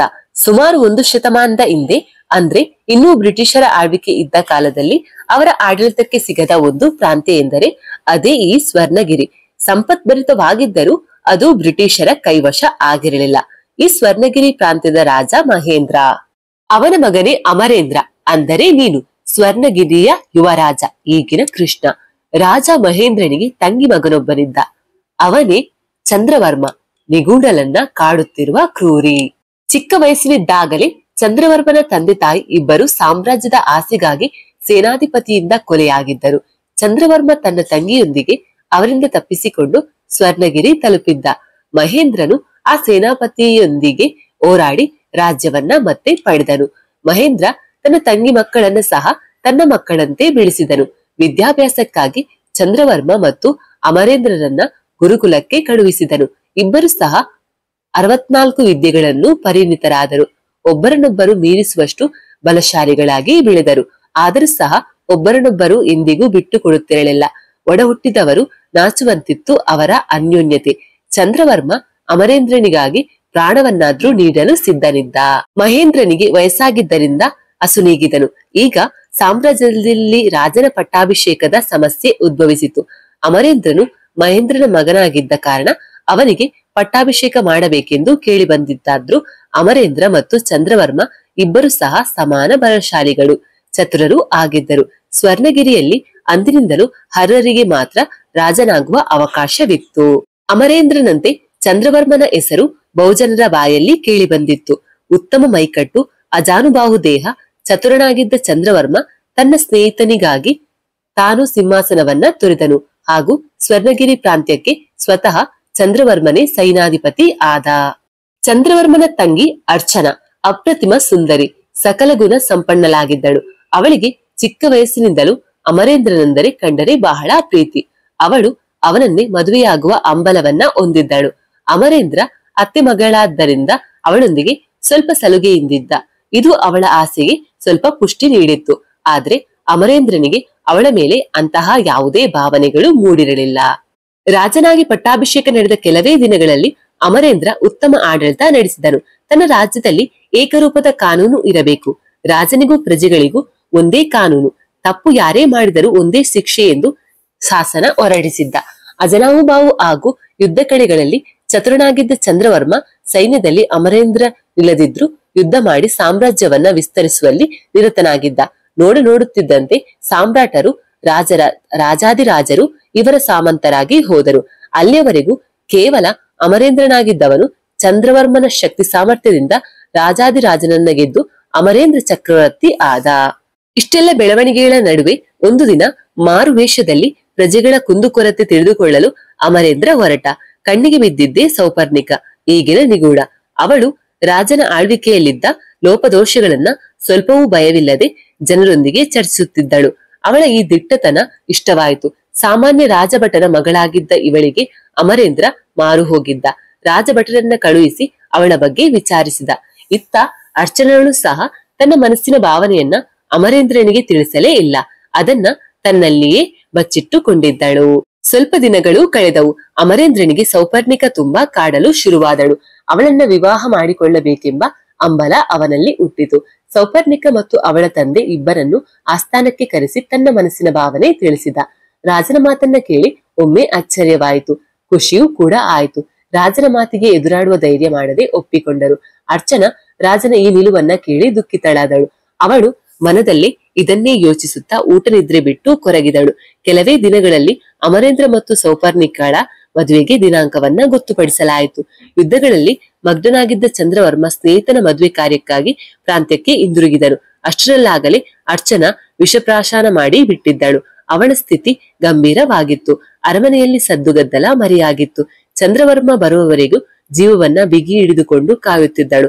ಅರ್ಚನಾ ಅವನು ಬಂದೊಡನೆ ಅವನಿಗೆ ಏನೋ ಹೇಳಲು ಯತ್ನಿಸುತ್ತಿದ್ದಳು. ಅಷ್ಟರಲ್ಲಾಗಲೇ ಅವಳ ಪ್ರಾಣ ಪಕ್ಷಿ ಹಾರಿಹೋಯಿತು. ಇಡೀ ಸಾಮ್ರಾಜ್ಯವೇ ಶೋಕ ಸಾಗರದಲ್ಲಿ ಮುಳುಗಿತು. ಅರ್ಚನೆಯಿಂದ ಮಂಚದ ಪಕ್ಕದಲ್ಲಿ ಒಂದು ಒಳೆಯೂ ಬಿದ್ದಿತ್ತು. ಅವಳು ಸಾಯುವ ಮುನ್ನ ತನ್ನ ಮನಸ್ಸಿನಲ್ಲಿದ್ದ ಅಷ್ಟೂ ನೋವನ್ನ ತನ್ನ ಅಣ್ಣನಿಗೆ ತಿಳಿಸಲು ಒಂದು ಓಲೆಯನ್ನ ರಚಿಸಿದ್ದಳು. ಆದರೆ ಆ ಓಲೆಯ ಕಡೆಗೆ ಸಾಲುಗಳು ಮಾತ್ರ ಅವನ ಮನದಲ್ಲಿ ಅಚ್ಚಳಿಯದೆ ಕುಳಿತವು. ಆ ಕೊನೆಯ ಸಾಲುಗಳು ಹೀಗಿದ್ದವು: ನನ್ನೆಲ್ಲ ಆಸೆಗಳು ನುಚ್ಚು ನೂರಾಗಳು ಸೌಪರ್ಣಿಗಳೇ ಕಾರಣಲಾದಳು. ಅವಳು ನನ್ನ ಅಮರೇಂದ್ರನನ್ನ ಕಸಿದುಕೊಂಡಳು. ಅವನೇ ಸಿಗದ ಮೇಲೆ ನನ್ನ ಜೀವನ ನಶ್ವರ. ನಾನಿನ್ನೂ ಬದುಕಲಾರೆ. ನನ್ನನ್ನ ಕ್ಷಮಿಸಿಬಿಡು ಅನ್ನ ಎಂದು ಬರೆದಿದ್ದಾಳು. ಅವನ ಜೀವನದಲ್ಲಿ ಅವನ ಪ್ರಾಣಕ್ಕಿಂತ ಹೆಚ್ಚು ಮಿಗಿಲಾಗಿದ್ದ ಜೀವಗಳು ಎರಡೇ, ಒಬ್ಬಳು ಅರ್ಚನಾ ಮತ್ತು ಮತ್ತೊಬ್ಬ ಅಮರೇಂದ್ರ. ಇದನ್ನು ಓದಿದ ಚಂದ್ರವರ್ಮ ಯಾವುದನ್ನು ಪರಾಮರ್ಶಿಸದೆ ಸೌಪರ್ಣಿಕಳನ್ನ ಕೊಳ್ಳಲು ಮುಂದಾದನು. ಅಮರೇಂದ್ರ ಎಷ್ಟೇ ತಡೆದರೂ ಅವನು ಕೇಳುವ ಸ್ಥಿತಿಯಲ್ಲಿ ಇರಲಿಲ್ಲ. ಅವನನ್ನ ನಿಯಂತ್ರಿಸಲು ಅಮರೇಂದ್ರನು ಚಂದ್ರವರ್ಮನಿಗೆ ಕೆನ್ನೆಗೆ ಬಾರಿಸಿ ಅವನನ್ನ ಒದ್ದು ಸೆರೆಮನೆಯಲ್ಲಿ ಕೂಡಿ ಹಾಕಿಸಿದನು. ನಂತರ ಅಮರೇಂದ್ರ ಅವನನ್ನ ಸಮಾಧಾನಪಡಿಸಲು ಅರ್ಚನಳ ಅಂತಿಮ ವಿಧಿವಿಧಾನವನ್ನ ಮಾಡಲು ಕರೆತಂದನು. ಆದರೆ ಚಂದ್ರವರ್ಮನಿಗೆ ಸೌಪರ್ಣಿಕಳ ಮೇಲಿದ್ದ ಕೋಪ ಕಡಿಮೆಯಾಗಿರಲಿಲ್ಲ. ಅರ್ಚನಳ ಅಂತಿಮ ಕಾರ್ಯಗಳನ್ನ ಮುಗಿಸಿ ಬಂದವರು ಸೌಪರ್ಣಿಕಳ ಮೇಲೆ ಸೇಡು ತೀರಿಸಿಕೊಳ್ಳಲು ಕಾದು ಕುಳಿತ. ಅವನಿಗೆ ಆಗ ಉಳಿದಿದ್ದೆ ಅಮರೇಂದ್ರನೊಂದಿಗೆ ಅವಳ ವಿವಾಹ ತಡೆದು ಅವಳು ಅವಮಾನದಿಂದ ಸಾಯುವಂತೆ ಮಾಡುವುದು. ಅದಕ್ಕಾಗಿ ಅವನು ಆಯ್ದುಕೊಂಡ ಆದಿ ಅವಳನ್ನ ಅತ್ಯಾಚಾರವೆಸಗುವುದು. ಇದರಿಂದ ಅಮರೇಂದ್ರನು ದೂರವಾಗುತ್ತಾನೆ ಮತ್ತು ಅವಳಿಗೆ ಅವಮಾನವೂ ಆಗಿ ಸಾಯುತ್ತಾಳೆ. ಇದೇ ಸರಿಯಾದ ಮಾರ್ಗ ಎಂದು ನಿರ್ಧರಿಸಿದನು. ಮದುವೆ ನಿಶ್ಚಯವಾದಾಗಿದ್ದರಿಂದ ಸೌಪರ್ಣಿಕ ಅರಮನೆಯಲ್ಲಿಯೇ ಉಳಿದುಕೊಂಡಿದ್ದಳು. ಸಮಯಕ್ಕಾಗಿ ಕಾದು ಚಂದ್ರವರ್ಮ ಅವಳು ಒಂಟಿಯಾಗಿರುವಾಗ ಅವಳನ್ನ ಅತ್ಯಾಚಾರವೆಸಗಲು ಮುಂದಾದನು. ಅಷ್ಟರಲ್ಲಿ ಅಲ್ಲಿಗೆ ಧಾವಿಸಿದ ಅಮರೇಂದ್ರ ಅವಳನ್ನು ರಕ್ಷಿಸಿ ರಾಜಭಟರ ಸಹಾಯದಿಂದ ಅವನನ್ನ ಸೆರೆ ಹಿಡಿದನು. ಈ ರೀತಿಯ ಕೃತ್ಯವೆಸಗಿದವನಿಗೆ ಆ ಪ್ರಾಂತ್ಯದಲ್ಲಿ ಮರಕ್ಕೆ ಕಟ್ಟಿ ಪ್ರಜೆಗಳಿಂದ ಕಲ್ಲು ಹೊಡಿಸಿ ಕೊಳ್ಳುವ ಕಠಿಣ ಕಾನೂನು ಜಾರಿಯಲ್ಲಿತ್ತು. ಅಮರೇಂದ್ರ ಪ್ರಾಂತ್ಯದಲ್ಲಿ ಎಲ್ಲರಿಗೂ ಒಂದೇ ಕಾನೂನು ಎಂಬುದನ್ನ ಪಾಲಿಸುತ್ತಾ ಬಂದಿದ್ದ. ತಪ್ಪು ಯಾರೇ ಮಾಡಿದ್ದರೂ ಅವರಿಗೆ ಶಿಕ್ಷೆ ಕಟ್ಟಿಟ್ಟ ಬುತ್ತಿ ಎಂದು ಅಧಿಕಾರ ವಹಿಸಿಕೊಂಡಿದ್ದಾಗಲೇ ಶಾಸನ ಹೊರಡಿಸಿದ್ದ. ಒಲ್ಲದ ಮನಸ್ಸಿನಲ್ಲಿ ಅಮರೇಂದ್ರನು ಚಂದ್ರವರ್ಮನಿಗೆ ಇದೇ ಶಿಕ್ಷೆಯನ್ನ ನೀಡಿದನು. ಜನರಿಂದ ಕಲ್ಲೇಟು ತಿಂದು ನೋವು ಅವಮಾನದಿಂದ ಅವನು ಬೀದಿ ಹೆಣವಾದನು. ಯಾರದ್ದು ತಪ್ಪು? ತಂಗಿಯ ಮೇಲಿನ ಪ್ರೀತಿಯಿಂದ ಅವಳ ಸಾವಿಗೆ ಕಾರಣವಾದವಳ ಮೇಲೆ ಸೇಡು ತೀರಿಸಿಕೊಳ್ಳಲು ಹೋದ ಚಂದ್ರವರ್ಮನದ್ದು. ತನ್ನ ಪ್ರೀತಿಯನ್ನ ವ್ಯಕ್ತಪಡಿಸಲಾಗದೆ ಆತ್ಮಹತ್ಯೆ ಮಾಡಿಕೊಂಡ ಅರ್ಚನಳದ್ದು. ಪ್ರಜೆಗಳೆಲ್ಲರಿಗೂ ಒಂದೇ ಕಾನೂನು ಎಂದು ರೂಪಿಸಿ ತನ್ನ ಸ್ನೇಹಿತನ ಪ್ರಾಣಕ್ಕೆ ಕುತ್ತು ತಂದ ಅಮರೇಂದ್ರನದ್ದು. ಅಥವಾ ತನ್ನ ಸುತ್ತ ಏನು ನಡೆಯುತ್ತಿದೆ ಎಂಬ ಅರಿವಿಲ್ಲದೆ ಎಲ್ಲದಕ್ಕೂ ಹೊಣೆಗಾರಳಾದ ಸೌಪರ್ಣಿಕಳದ್ದು. ತಂಗಿಯ ಬಾಂಧವ್ಯ ಅಂತದ್ದು. ಅದು ಚಂದ್ರವರ್ಮನನ್ನ ಕುರುಡಾಗಿಸಿತು. ಚಿಕ್ಕ ವಯಸ್ಸಿನಲ್ಲಿಯೇ ತಂದೆ ತಾಯಿಯನ್ನ ಕಳೆದುಕೊಂಡ ಇವನಿಗೆ ತಂಗಿಯೇ ಎಲ್ಲವೂ ಆಗಿದ್ದಳು. ತಂಗಿಯ ಜೀವನದ ಬಗ್ಗೆ ಅಪಾರ ಕನಸು ಕಂಡಿದ್ದ ಅವನಿಗೆ ಅವಳ ಅಕಾಲಿಕ ಮರಣ ಬಹಳ ನೋವನ್ನ ಉಂಟು ಮಾಡಿತ್ತು. ಇದಕ್ಕೆಲ್ಲ ಸೌಪರ್ಣಿಗಳೇ ಕಾರಣ ಎಂಬುದು ಅವನ ಮನಸ್ಸಿನಲ್ಲಿ ಅಚಲವಾಗಿ ಬೇರೂರಿತ್ತು. ಆದ್ದರಿಂದಲೇ ಈ ಅಚಾತುರ್ಯ ನಡೆದಿತ್ತು. ಸೌಪರ್ಣಿಕ ಅಮರೇಂದ್ರನನ್ನ ಮದುವೆಯಾಗಬೇಕೆಂಬ ಯಾವುದೇ ಹಂಬಲ ಹೊಂದಿರಲಿಲ್ಲ. ರಾಜನ ಆಳ್ವಿಕೆಯಲ್ಲಿ ಅವನ ಮಾತನ್ನ ಮೀರುವಷ್ಟು ಧೈರ್ಯ ಅಲ್ಲಿ ಯಾವ ಪ್ರಜೆಗಳಿಗೂ ಇರಲಿಲ್ಲ. ಇಲ್ಲಿ ರಾಜನ ಇಷ್ಟಾನುಸಾರ ನಡೆದಿದ್ದೇ ಅರ್ಚನಳ ಬಾಳನ್ನ ಕಸಿದುಕೊಂಡಾಯಿತೆ. ಯಾವುದೇ ತಪ್ಪು ಮಾಡದಿದ್ದರೂ ಸೌಪರ್ಣಿಕ ಅಪರಾಧಿ ಸ್ಥಾನದಲ್ಲಿ ನಿಲ್ಲುವಂತಾಯಿತು. ಅರ್ಚನಾಳ ವಿಷಯಕ್ಕೆ ಬಂದರೆ, ಅರ್ಚನಾ ಚಿಕ್ಕ ವಯಸ್ಸಿನಿಂದಲೂ ಅಮರೇಂದ್ರನ ಬಗ್ಗೆ ಅಪಾರ ಕನಸು ಕಂಡವಳು. ಅವನೇ ತನ್ನ ಗಂಡನಾಗಬೇಕು ಎಂದು ಹಂಬಲಿಸಿದ್ದವಳು. ಅಮರೇಂದ್ರನ ಬಳಿ ಎಲ್ಲವನ್ನ ಹೇಳಿಕೊಳ್ಳಬೇಕೆಂದಿದ್ದ ಅವಳಿಗೆ ಅಮರೇಂದ್ರ ತೆಗೆದುಕೊಂಡ ನಿರ್ಧಾರ ಕೇಳಿ ಅವಳು ತನ್ನ ಮನಸ್ಸಿನಲ್ಲಿ ಆಸೆಯನ್ನ ಚಿವುಟಿ ಹಾಕಿದಳು. ತಾನು ಪ್ರೀತಿಸಿದ ಅಮರೇಂದ್ರ ಬೇರೆಯವಳನ್ನ ವರಿಸುತ್ತಿರುವುದನ್ನ ನೋಡಲಾಗದೆ ವಿಷಪ್ರಾಶನ ಮಾಡಿದಳು. ಇನ್ನು ಅಮರೇಂದ್ರ ತನ್ನ ಆಳ್ವಿಕೆಗೆ ಹೆಸರುವಾಸಿಯಾಗಿದ್ದವನು. ರಾಜವಂಶಸ್ಥರು ಮತ್ತು ಪ್ರಜೆಗಳು ಒಂದೇ ಎಂದು ಭಾವಿಸಿದ್ದನು. ಅವನೇ ರೂಪಿಸಿದ ಕಾನೂನೇ ತನ್ನ ಪ್ರಾಣ ಸ್ನೇಹಿತನ ಪಾಲಿಗೆ ಮುಳುವಾಗುತ್ತದೆ ಎಂದು ಅವನು ಭಾವಿಸಿರಲಿಲ್ಲ. ತಂಗಿಯನ್ನು ಕಳೆದುಕೊಂಡ ದುಃಖದಲ್ಲಿ ಚಂದ್ರವರ್ಮ ಮಾಡಿದ ಅಚಾತುರ್ಯವನ್ನು ಮನ್ನಿಸಿ ಅವನಿಗೆ ಬದುಕಲು ಒಂದು ಅವಕಾಶ ಕೊಡಬಹುದಿತ್ತು. ಆದರೆ ತಾನೇ ಮಾಡಿದ ಕಾನೂನನ್ನ ತಾನೇ ಮೀರುವುದು ಅವನಿಗೆ ಸರಿ ಕಾಣಲಿಲ್ಲ. ಚಂದ್ರವರ್ಮ ಬೀದಿ ಹೆಣವಾದನು. ಅವನ ದೇಹವನ್ನ ಅಮರೇಂದ್ರ ತನ್ನ ಅರಮನೆಯ ಬಳಿಯಲ್ಲಿ ಊತು ಹಾಕಿಸಿದನು. ಎಲ್ಲ ಕಾರ್ಯಗಳನ್ನ ಶಾಸ್ತ್ರೋಕ್ತವಾಗಿ ನೆರವೇರಿಸಿದನು. ಪ್ರತಿದಿನ ಅವನ ಸಮಾಧಿ ಬಳಿ ಹೋಗಿ ಚಂದ್ರವರ್ಮನನ್ನ ನೆನೆದು ಕಣ್ಣೀರು ಹಾಕುತ್ತಾ ಬರುತ್ತಿದ್ದನು. ಕಾಲ ಉರುಳಿತು. ಸ್ವಲ್ಪ ದಿನಗಳವರೆಗೆ ಇದು ಹೀಗೆಯೇ ಮುಂದುವರಿಯಿತು. ಇನ್ನು ಅರ್ಧಕ್ಕೆ ನಿಂತಿದ್ದ ವಿವಾಹ ಕಾರ್ಯವನ್ನ ನೆರವೇರಿಸಲು ಗುರು ಹಿರಿಯರು ಅಮರೇಂದ್ರನಿಗೆ ಸೂಚಿಸಿದರು. ಅವರ ಸಲಹೆಯಂತೆ ಅಮರೇಂದ್ರ ಮದುವೆಗೆ ಎಲ್ಲಾ ಸಿದ್ಧತೆಗಳನ್ನ ಮಾಡಿಕೊಂಡನು. ಶಾಸ್ತ್ರಗಳೆಲ್ಲವೂ ಪ್ರಾರಂಭವಾದವು. ಇನ್ನೇನು ತಾಳಿ ಕಟ್ಟಬೇಕು ಎನ್ನುವಷ್ಟರಲ್ಲಿ ಅಲ್ಲಿಯವರೆಗೂ ಸಾಂಗವಾಗಿ ಸಾಗಿದ್ದ ಆ ಸಮಾರಂಭದಲ್ಲಿ ಇದ್ದಕ್ಕಿದ್ದಂತೆ ಒಂದು ಅಚಾತುರ್ಯ ಘಟಿಸಿತು. ಅರಮನೆ ಸುತ್ತ ಕಾರ್ಮೋಡ ಕವಿಯಿತು. ಬಿರುಗಾಳಿ ಬೀಸಲಾರಂಭಿಸಿತು. ಅರಮನೆಯಲ್ಲಿದ್ದ ವಸ್ತುಗಳೆಲ್ಲವೂ ಚೆಲ್ಲಾಪಿಲ್ಲಿಯಾಗ ತೊಡಗಿದವು. ಅರಮನೆಯಲ್ಲಿ ಎಂದಿಗೂ ಈ ರೀತಿ ಆಗಿರಲಿಲ್ಲ. ನೆರೆದಿದ್ದವರೆಲ್ಲರಿಗೂ ಏನಾಗುತ್ತಿದೆ ಎಂಬುದು ತಿಳಿಯದಾಯಿತು. ಆ ಬಿರುಗಾಳಿಯಲ್ಲೇ ಒಬ್ಬ ವ್ಯಕ್ತಿ ಮದುವೆ ಮಂಟಪದ ಕಡೆಗೆ ಬರುತ್ತಿರುವುದು ಕಾಣಿಸಿತು. ಯಾರೆಂದು ನೋಡಿದಾಗ ಅದು ಚಂದ್ರವರ್ಮ. ಅಲ್ಲಿದ್ದವರೆಲ್ಲ ಚೆಲ್ಲಾಪಿಲ್ಲಿಯಾಗಿ ಓಡಿದರು. ಒಂದು ಕ್ಷಣ ಅಮರೇಂದ್ರನೇ ತನ್ನ ಕಣ್ಣುಗಳನ್ನ ನಂಬದಾದನು. ಚಂದ್ರವರ್ಮ ಹತ್ತಿರವಾಗುತ್ತಿದ್ದಂತೆ ಅಮರೇಂದ್ರನ ಮುಖದಲ್ಲಿ ಭಯವೂ ಸಹ ಹೆಚ್ಚುತ್ತಾ ಹೋಯಿತು. ಅವನನ್ನು ನೋಡಿದ ಚಂದ್ರವರ್ಮನ ಕಣ್ಣುಗಳಲ್ಲಿ ಹನಿಗಳು ಜಾರಿದವು. ಒಂದು ಕ್ಷಣ ಭಾವುಕನಾಗಿದ್ದ ಅವನು ಮತ್ತೆ ಉಗ್ರರೂಪ ತಾಳಿ ಅಬ್ಬರಿಸಿದನು. ಅಮರೇಂದ್ರ ಮುಂದೆ ಬಂದು ಚಂದ್ರವರ್ಮನನ್ನ ತಡೆಯುವ ಪ್ರಯತ್ನ ಮಾಡಿದ. ಎಲ್ಲರೂ ವಿಚಲಿತರಾಗಿ ಅಲ್ಲಿಂದ ಓಡಿದರು. ಕಡೆಗೆ ಉಳಿದದ್ದು ಅಮರೇಂದ್ರ ಮತ್ತು ಸೌಪರ್ಣಿಕ ಮಾತ್ರ. ಅಮರೇಂದ್ರ ಚಂದ್ರವರ್ಮನನ್ನ ತಡೆಯಲು ಎಷ್ಟೇ ಪ್ರಯತ್ನಿಸಿದರೂ ನಿಲ್ಲದೆ ಸೌಪರ್ಣಿಕಳ ಕಡೆಗೆ ಧಾವಿಸಿ ಬಂದನು. ಅವಳ ತಲೆಗೂದಲನ್ನ ಹಿಡಿದು ಮಂಟಪದಿಂದ ಎಳೆದು ಹೊರತಂದ. ಈಗ ಅಮರೇಂದ್ರನಿಗೆ ಏನು ಮಾಡಬೇಕೆಂದು ತಿಳಿಯಲಿಲ್ಲ. ಅಲ್ಲೇ ಇದ್ದ ಒಂದು ಕತ್ತಿಯನ್ನು ತೆಗೆದುಕೊಂಡು ಚಂದ್ರವರ್ಮನ ಮೇಲೆ ದಾಳಿಗಿಳಿದ. ಮೊದಲೇ ಮಾಯಾವಿ ರೂಪದಲ್ಲಿ ಬಂದಿದ್ದ ಅವನನ್ನು ಕತ್ತಿಯಲ್ಲಿ ಎದುರಿಸುವುದಾದರೂ ಹೇಗೆ? ಇವನು ಕತ್ತಿ ಬೀಸಿದಂತೆಲ್ಲ ಅವನು ತಪ್ಪಿಸಿಕೊಳ್ಳುತ್ತಿದ್ದ. ತನ್ನ ಶಕ್ತಿಯನ್ನೆಲ್ಲ ಮೀರಿಸುವಷ್ಟು ಬಲವಾಗಿದ್ದ ಆ ಚಂದ್ರವರ್ಮ. ಅಮರೇಂದ್ರ ಪ್ರಯತ್ನಗಳೆಲ್ಲವೂ ವಿಫಲವಾದವು. ಗಾಳಿಯಲ್ಲಿ ಸೌಪರ್ಣಿಗಳನ್ನ ಎತ್ತಿಕೊಂಡ ಚಂದ್ರವರ್ಮ ಅಲ್ಲಿಂದ ಹೊರಟನು. ಅವನು ಬಾಗಿಲಿನ ಬಳಿ ಹೋಗುತ್ತಲೇ ಒಬ್ಬ ಎದುರಾದನು. ಚಂದ್ರವರ್ಮ ಅವನನ್ನು ಹಿಮ್ಮೆಟ್ಟಿಸಿ ಹೊರ ಹೋಗಲು ಪ್ರಯತ್ನಿಸಿದನು. ಆದರೆ ಆಗಲಿಲ್ಲ. ನೋಡಲು ಸಾಮಾನ್ಯನಂತೆ ಕಂಡರೂ ಅವನ ಶಕ್ತಿ ಅಸಾಮಾನ್ಯವಾಗಿತ್ತು. ಅವನು ಬೇರೆ ಯಾರೂ ಅಲ್ಲ, ಆ ಅಘೋರಿಯ ತಾತ. ಚಂದ್ರವರ್ಮನನ್ನ ತಡೆದು ಅವನಿಂದ ಸೌಪರ್ಣಿಗಳನ್ನು ಅವನಿಂದ ಕಸಿದುಕೊಂಡನು. ಚಂದ್ರವರ್ಮ ಆತನನ್ನ ನೋಡುತ್ತಾ, ನಾನು ಬಂದೇ ಬರುವೆ, ಅವಳನ್ನ ನಾ ಬಿಡಲಾರೆ ಎಂದು ಹೇಳಿ ಅದೃಶ್ಯನಾದನು. ದಿನ ಕಳೆದಂತೆ ಚಂದ್ರವರ್ಮನ ಉಪಟಳ ಜಾಸ್ತಿ ಆಗುತ್ತಾ ಹೋಯಿತು. ಅವನು ಸೌಪರ್ಣಿಗಳನ್ನು ಇನ್ನಿಲ್ಲದಂತೆ ಕಾಡಿದನು. ಅಮರೇಂದ್ರ ಎಷ್ಟೇ ಪೂಜೆ ಪುನಸ್ಕಾರಗಳನ್ನ ಮಾಡಿದರೂ ಚಂದ್ರವರ್ಮನಿಂದ ಸೌಪರ್ಣಿಗಳಿಗೆ ಮುಕ್ತಿ ಸಿಗಲಿಲ್ಲ. ಬರುಬರುತ್ತಾ ಸೌಪರ್ಣಿಗಳ ಆರೋಗ್ಯದ ಸಮಸ್ಯೆ ಬಿಗಡಾಯಿಸಿತು. ಅಮರೇಂದ್ರನಿಗೆ ಎಲ್ಲ ಬಾಗಿಲುಗಳು ಮುಚ್ಚಿದಂತಾಗಿ ಕೈ ಚೆಲ್ಲಿ ಕುಳಿತ. ಆಗ ಅವನಿಗೆ ಸಿಕ್ಕಿದ್ದೇ ಆ ಅಘೋರಿ. ಅವನ ಬಳಿ ಹೋಗಿ ಪರಿಹಾರಕ್ಕಾಗಿ ಅಮರೇಂದ್ರ ಮಂಡಿಯೂರಿ ಕುಳಿತನು. ಆಗ ಅಘೋರಿ ಹೇಳಿದ್ದನ್ನು ಕೇಳಿ ಅಮರೇಂದ್ರನಿಗೆ ದಂಗು ಬಡಿದಂತಾಯಿತು. ಅದೇನೆಂದ್ರೆ, ಆ ಚಂದ್ರವರ್ಮನ ಆತ್ಮವನ್ನ ಶಾಶ್ವತವಾಗಿ ನಾಶಪಡಿಸಬೇಕು. ಅದರ ಹೊರತು ಅವನು ನೀವು ಜನಿಸಿದ ಪ್ರತಿ ಜನ್ಮದಲ್ಲೂ ನಿಮ್ಮನ್ನ ಕಾಡುತ್ತಾನೆ ಎಂದನು. ಅಮರೇಂದ್ರನಿಗೆ ಚಂದ್ರವರ್ಮನ ಆತ್ಮವನ್ನ ನಾಶಪಡಿಸುವುದು ಇಷ್ಟವಿರಲಿಲ್ಲ. ಅವನು ಈ ಸಮಸ್ಯೆಗೆ ಬೇರೆ ಪರಿಹಾರವನ್ನ ಕೇಳಿದನು. ಯಾಕಂದ್ರೆ ಚಂದ್ರವರ್ಮ ಬದುಕಿದ್ದಾಗಲೂ ಅವನಿಗೆ ಅನ್ಯಾಯವಾಗಿದೆ. ಈಗ ಅವನ ಆತ್ಮವನ್ನು ನಾಶಪಡಿಸುವುದು ಬೇಡ ಎಂದನು. ಅಘೋರಿ ಪರಿಪರಿಯಾಗಿ ಹೇಳಿದ, ಅದು ಈಗ ದುಷ್ಟ ಆತ್ಮವಾಗಿದೆ, ಆದ್ದರಿಂದ ಸಮಸ್ಯೆ ಕಟ್ಟಿಟ್ಟ ಬುತ್ತಿ ಎಂದು. ಆದರೆ ಅಮರೇಂದ್ರ ಒಪ್ಪಲಿಲ್ಲ. ಅಘೋರಿ ಅದಕ್ಕೆ ಒಂದು ಪರಿಹಾರ ಸೂಚಿಸಿದ. ಆ ಆತ್ಮವನ್ನ ಬಂಧಿಸುವೆನು, ಆದರೆ ಆ ಆತ್ಮ ಪ್ರತೀಕಾರಕ್ಕಾಗಿ ನೀವು ಪುನರ್ಜನಿಸಿದ ಪ್ರತಿ ಜನ್ಮದಲ್ಲೂ ಸೌಪರ್ಣಿಕಳನ್ನ ಕಾಡುವನು.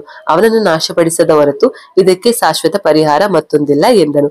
ಅಮರೇಂದ್ರ ಒಲ್ಲದ ಮನಸ್ಸಿನಲ್ಲಿ ಚಂದ್ರವರ್ಮನನ್ನ ಬಂಧಿಸುವ ಸಲುವಾಗಿ ಪೂಜೆಗೆ ಅರಮನೆಯಲ್ಲಿ ಎಲ್ಲಾ ಸಿದ್ಧತೆಗಳನ್ನ ಮಾಡಿಕೊಂಡನು. ಸುಮಾರು 3 ದಿನಗಳ ಕಾಲ ಪೂಜೆಯನ್ನ ನಡೆಸಿದ ಅಘೋರಿ ಚಂದ್ರವರ್ಮನನ್ನ ಬಂಧಿಸಲು ಎಲ್ಲ ತಯಾರಿಯನ್ನ ಮಾಡಿಕೊಂಡನು. ಬಹಳ ಶ್ರಮಪಟ್ಟು ಆ ಅಘೋರಿ ಚಂದ್ರವರ್ಮನನ್ನ ಮಂಡಲಕ್ಕೆ ಕರೆಸಿ ಅವನನ್ನ ಒಂದು ಕಲಶದಲ್ಲಿ ಬಂಧಿಸಿದನು. ಅವನನ್ನ ಬಂಧಿಸಿದ ಅಘೋರಿ ಈ ಕಲಶವನ್ನ ಎಂದಿಗೂ ಸೌಪರ್ಣಿಕ ಮುಟ್ಟಬಾರದು, ಒಂದು ವೇಳೆ ಮುಟ್ಟಿದರೆ ಆ ಚಂದ್ರವರ್ಮ ಮತ್ತೆ ಬಿಡುಗಡೆಯಾಗುವನು ಎಂದು ಹೇಳಿ ಅವನನ್ನ ಬಂಧಿಸಿ ಕೋಣೆಯ ಬಾಗಿಲಿಗೆ ಮಂತ್ರಿಸಿದ ತಾಯತಗಳನ್ನ ಕಟ್ಟಿ ಈ ಬಾಗಿಲನ್ನ ಯಾರೂ ತೆರೆಯಬೇಡಿ ಎಂದು ಹೇಳಿ ಅಲ್ಲಿಂದ ಹೊರಟನು. ದಿನಗಳು ಉರುಳಿದಂತೆ ಸೌಪರ್ಣಿಕಳ ಮನಸ್ಸನ್ನ ಚಂದ್ರವರ್ಮ ತನ್ನತ್ತ ಸೆಳೆದು ಬಂಧನ ಮುಕ್ತ ಮಾಡುವಂತೆ ಕೇಳುತ್ತಿದ್ದ. ಎಷ್ಟೋ ಬಾರಿ ಅವಳು ಆ ಬಾಗಿಲನ್ನು ತೆರೆಯುವ ಪ್ರಯತ್ನ ಮಾಡಿದ್ದಳು. ಅಷ್ಟರಲ್ಲಿ ಯಾರೊಬ್ಬರು ಅವಳನ್ನ ತಡೆಯುತ್ತಿದ್ದರು. ಕೊನೆಗೆ ಅಮರೇಂದ್ರ ಆ ಅರಮನೆಯನ್ನೇ ತೊರೆದು ಬೇರೆಡೆಗೆ ಮತ್ತೊಂದು ಅರಮನೆಯನ್ನ ಕಟ್ಟಿಸಿ ಅಲ್ಲಿಗೆ ಹೋದನು. ಆ ಜನ್ಮದಲ್ಲಿ ಅವರು ವಿವಾಹವಾಗಲೇ ಇಲ್ಲ. ತೀವ್ರ ಯುದ್ಧಗಳಿಂದ ಬಸವಳಿದು ಅಮರೇಂದ್ರ ನಿಧಾನನಾದನು. ಕೆಲವೇ ವರ್ಷಗಳಲ್ಲಿ ಸೌಪರ್ಣಿಕಳು ಕೂಡ ನಿಧಾನಳಾದಳು. ವರ್ಷಗಳು ಉರುಳಿದಂತೆ ಆ ಸಾಮ್ರಾಜ್ಯವು ಅವನತಿ ಹೊಂದಿತು. ಅಂದು ಅವರ ಮರಣ ನಂತರ ಮತ್ತೆ ಜನಿಸಿದ್ದೆ ಈ ಜನ್ಮದಲ್ಲಿ, ಅದು ಕೂಡ ಕೃಷ್ಣ ಮತ್ತು ನಿಗೂಢರಾಗಿ. ಅಘೋರಿ ಹೇಳಿದ್ದು ಕೇಳಿ ಮೈಯೆಲ್ಲಾ ರೋಮಾಂಚನವಾಯಿತು. ಆತ ಹೇಳಿದ್ದನ್ನ ಕೇಳಿ ಕಲ್ಪನಾ ಲೋಕದಲ್ಲಿ ಮುಳುಗಿ ಹೋಗಿದ್ದರು. ಈ ಪೂರ್ವಜನ್ಮ ವೃತ್ತಾಂತವನ್ನ ಕೇಳಿದ ಎಲ್ಲರೂ ಒಂದು ಕ್ಷಣ ಬೆರಗಾದರು. ಕೃಷ್ಣ ಮತ್ತು ನಿಗೂಢರ ಜೀವನದಲ್ಲಿ ಹೀಗೂ ನಡೆದಿದ್ದ ಎನಿಸಿತು. ಅನೂಪ್ ಇವರದ್ದು ಈ ಜನ್ಮದಿಂದ ಮಾತ್ರವಲ್ಲ ಕಣೋ, ಇಂದಿನ ಜನ್ಮದಿಂದ ಬಂದ ಲವ್ ಸ್ಟೋರಿ ಎಂದು ಹೇಳಿ ನಕ್ಕನು. ಅವನು ಹೇಳಿದ್ದನ್ನ ಕೇಳಿ ಅವನ ಫ್ರೆಂಡ್ಸ್ಗಳು ಕೂಡ ಕೃಷ್ಣನನ್ನ ಕಿಂಡಲ್ ಮಾಡಿದರು. ಅಘೋರಿ, ಕೃಷ್ಣನಿಗೆ ನೀನಿನ್ನು ಬದುಕಿದ್ದೀಯೇ ಎಂದರೆ ಅದಕ್ಕೆ ಕಾರಣ ಅವನು ನಿನ್ನ ಮೇಲಿಟ್ಟಿದ್ದ ಅಪಾರವಾದ ಗೌರವ ಮತ್ತು ಸ್ನೇಹಿತನೆಂಬ ಪ್ರೀತಿ. ನಿನ್ನ ಜಾಗದಲ್ಲಿ ಬೇರೆ ಯಾರೇ ಇದ್ದರೂ ಅವರನ್ನ ಆತ ಬಿಡುತ್ತಿರಲಿಲ್ಲ. ನೀನು ಮನಸ್ಸು ಮಾಡಿದರೆ ಆ ಬಜರಂಗಿಯ ದಯೆಯಿಂದ ಈಗ ಆ ಆತ್ಮಕ್ಕೆ ಮುಕ್ತಿಯನ್ನ ನೀಡಬಹುದು. ಅಷ್ಟೇ ಅಲ್ಲ, ಅರ್ಚನಾಳ ಆತ್ಮಕ್ಕೂ ಸಹ, ಆದರೆ ಸ್ವಲ್ಪ ಕಷ್ಟ ಎದುರಿಸಬೇಕಾಗುತ್ತೆ ಎಂದನು. ಅಘೋರಿ, ಇನ್ನೂ 3 ದಿನಗಳಲ್ಲಿ ನಾನು ಬಂದು ಆ ದೂರಾತ್ಮಕ್ಕೆ ಒಂದು ಶಾಶ್ವತ ಪರಿಹಾರ ಮಾಡುತ್ತೇನೆ. ಅಲ್ಲಿಯವರೆಗೂ ಯಾರು ಇಲ್ಲಿಂದ ಹೊರ ಹೋಗಬೇಡಿ ಎಂದು ಸೂಚಿಸಿ ಹೊರಟನು. ಕೃಷ್ಣ ಅವನನ್ನ ತಡೆದನಾದರೂ ಅಘೋರಿ, ಮತ್ತೊಂದು ಕಡೆ ನನ್ನ ಅವಶ್ಯಕತೆ ಇದೆ, ನಾನಲ್ಲಿಗೆ ಹೋಗಲೇಬೇಕು. ಇನ್ನು 3 ದಿನಗಳಲ್ಲಿ ನಾನೇ ಬರುವೆ ಎಂದು ಅಲ್ಲಿಂದ ಹೊರಟನು. ಕೃಷ್ಣ ಮತ್ತು ನಿಗೂಢರ ಮನದಲ್ಲಿ ಮೊದಲೇ ಪ್ರೀತಿಯು ಮೂಡಿತ್ತು.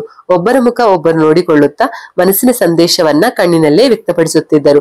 ಅನೂಪ್ ಅದನ್ನ ನೋಡಿ ಸ್ವಲ್ಪ ಕೆಮ್ಮುತ್ತಾ ಅವರ ಗಮನವನ್ನ ತನ್ನ ಕಡೆಗೆ ಸೆಳೆದನು. ಅರ್ಜುನ ಅಲ್ಲಿಯವರೆಗೆ ಇಲ್ಲಿಂದ ಹೊರಟರೆ ಸಾಕು ಎಂದುಕೊಂಡಿದ್ದ. ಆದರೆ ಮಗಳ ಜೀವನ ವೃತ್ತಾಂತ ಕೇಳಿ ಅವಳಿಗಾಗಿಯಾದರೂ ನಾನು ಇಲ್ಲೇ ಉಳಿಯಬೇಕು ಎಂದು ಮನಸ್ಸು ಮಾಡಿದನು. ಮೊದಲೆರಡು ದಿನಗಳು ಕಳೆದವು. ಮಾರನೇ ದಿನವೂ ಕಳೆಯುವುದರಲ್ಲಿತ್ತು. ಸಂಜೆಯ ಹೊತ್ತು ಮನೆಯಲ್ಲೇ ಇದ್ದು ನಿಗೂಢಳಿಗೆ ಬೇಸರ ಹೆಚ್ಚಾಗಿತ್ತು. ಹೊರಗಡೆಯೂ ಹೋಗುವಂತೆ ಇರಲಿಲ್ಲ. ಅಷ್ಟರಲ್ಲಾಗಲೇ ಆ ಚಂದ್ರವರ್ಮನಿಂದ ಗೆಸ್ಟ್ ಹೌಸ್ ಒಳಗೆ ಬರುವ ಎಲ್ಲಾ ಪ್ರಯತ್ನಗಳು ನಡೆದು ಅದರಲ್ಲಿ ವಿಫಲನಾಗಿದ್ದ. ಇನ್ನು ಅವನಿಗೆ ಉಳಿದಿದ್ದು ಅವಳನ್ನೇ ಹೊರಗೆ ಕರೆಸುವುದು ಮಾತ್ರ.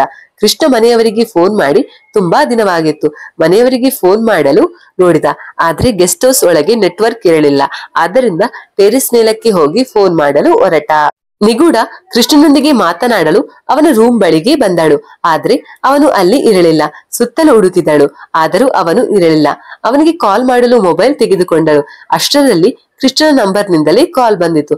ಆ ಕಡೆಯಿಂದ ಕೃಷ್ಣನ ದನಿಯಲ್ಲಿ ನಿಗೂಢ, ಗೇಟ್ ನಿಂದ ಹೊರಗೆ ಬಾ, ನಾನು ನಿನ್ನ ಜೊತೆ ಪ್ರೈವೇಟ್ ಆಗಿ ಮಾತಾಡ್ಬೇಕು. ಮನೆಗೆ ಒಳಗೆ ಎಲ್ಲರೂ ಇರ್ತಾರೆ, ಮಾತನಾಡಲು ಆಗೋಲ್ಲ, ಬೇಗ ಹೊರಗಡೆ ಬಾ ಎಂದನು. ಕೃಷ್ಣನೇ ಕರೆಯುತ್ತಿದ್ದಾನೆ ಎಂದ ಮೇಲೆ ಹಿಂದೆ ಮುಂದೆ ಆಲೋಚಿಸದೆ ನಿಗೂಢ ಹೊರಗೆ ನಡೆದೇ ಬಿಟ್ಟಳು. ಟೆರೆಸ್ ಮೇಲಿದ್ದ ಕೃಷ್ಣ ನಿಗೂಢಳನ್ನು ನೋಡಿ ಗಾಬರಿಂದ ಅವಳನ್ನ ಕೂಗಿದ. ಆದರೆ ಅವನು ಕೂಗಿದ್ದು ನಿಗೂಢಳಿಗೆ ಕೇಳಿಸಲೇ ಇಲ್ಲ. ಅವಳು ಗೇಟ್ ನಿಂದ ಹೊರ ನಡೆದು ಬಂದಳು. ಅಘೋರಿ ಸೃಷ್ಟಿಸಿದ್ದ ಸಂರಕ್ಷಣಾ ಜಾಲವನ್ನ ಬಿಟ್ಟು ಹೊರಗಡೆ ಹೆಜ್ಜೆ ಇಟ್ಟು ಬಿಟ್ಟಿದ್ದಳು. ಹೊರಗೆ ನೋಡಿದರೆ ಅಲ್ಲಿ ಕೃಷ್ಣ ಇರಲಿಲ್ಲ. ಅವಳ ಹಿಂದೆ ನಗುತ್ತಾ ಚಂದ್ರವರ್ಮ ನಿಂತಿದ್ದ. ನಿಗೂಢಳಿಗೆ ಒಂದು ಕ್ಷಣ ದಿಗ್ಭ್ರಮೆಯಾಯಿತು.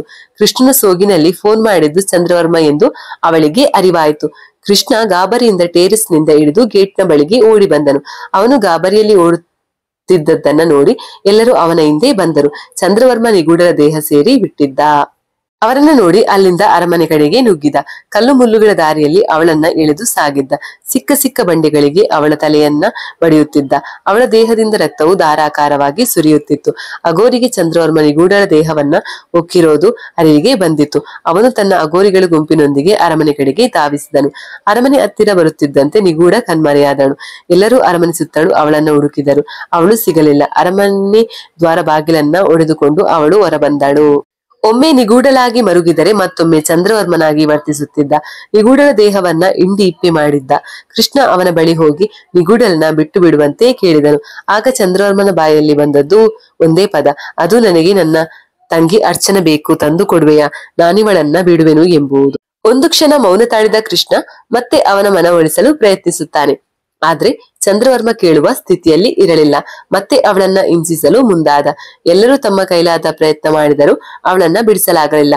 ಅಷ್ಟರಲ್ಲಿ ಅಣ್ಣ ಎಂಬ ಶಬ್ದ ಮಾರ್ದನಿಸಿತು. ಶಬ್ದ ಬಂದ ಕಡೆ ಕಣ್ಣಾಯಿಸಿ ನೋಡಿದರೆ ದಾರಿಯಲ್ಲಿ ಪ್ರತಿ ಬಾರಿ ಕೃಷ್ಣನ ಕಣ್ಣಿಗೆ ಬಿದ್ದಿದ್ದು ಅದೇ ಹುಡುಗಿ. ಅವಳು ಬೇರ್ಯಾರು ಅಲ್ಲ, ಅವಳೇ ಅರ್ಚನಾ. ಚಂದ್ರವರ್ಮನ ಕಡೆ ನೋಡುತ್ತಾ ಅವಳನ್ನ ಬಿಟ್ಟು ಬಿಡನ್ನ, ಈ ಜನ್ಮದಲ್ಲಾದ್ರೂ ಅವರು ಒಂದಾಗಲಿ ಎಂದು ನುಡಿದಳು. ಚಂದ್ರವರ್ಮನ ಕಣ್ಣುಗಳ ಅಂಚಿನಲ್ಲಿ ನೀರು. ಅವನು ಭಾವುಕನಾದನು. ನಿಗೂಢಳ ದೇಹ ಬಿಟ್ಟು ಹೊರಬಂದನು. ತಂಗಿಗಾಗಿ ಅಂಬಲಿಸಿದ್ದ ಜೀವಕ್ಕೆ ತಂಗಿಯನ್ನ ಕಂಡ ಖುಷಿಯೊಂದು ಕಡೆಯಾದ್ರೂ ಅವಳು ಸಹ ಪ್ರೇತಾತ್ಮವಾಗಿದ್ದನ್ನ ನೋಡಿ ದುಃಖವೂ ಆಯಿತು. ಅರ್ಚನಾ, ಅಣ್ಣನಲ್ಲಿ ವಿನ್ರಾಮವಾಗಿ ಅವರನ್ನ ಹಿಂಸಿಸಬೇಡ.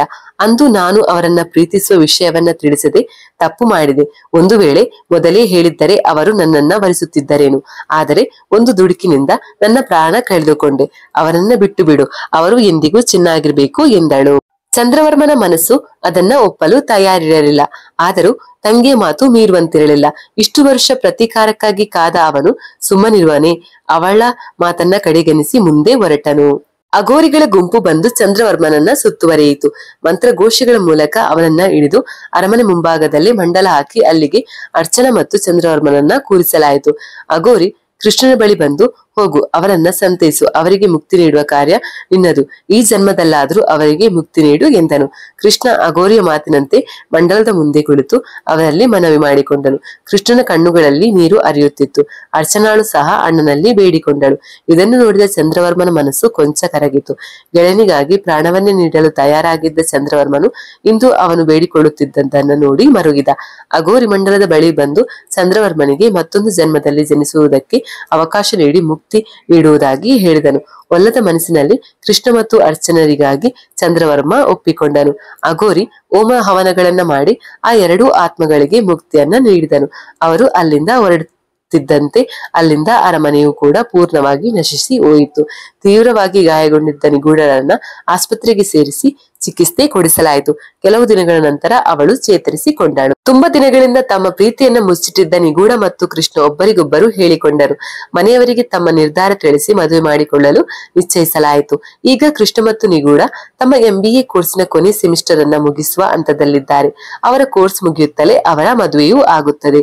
ಇನ್ನು ಮುಂದೆ ಅವರಿಗೆ ಚಂದ್ರವರ್ಮನ ಕಾಟವೂ ಇರುವುದಿಲ್ಲ ಅನ್ನೋದು ಪಕ್ಕಾ ಆಯಿತು.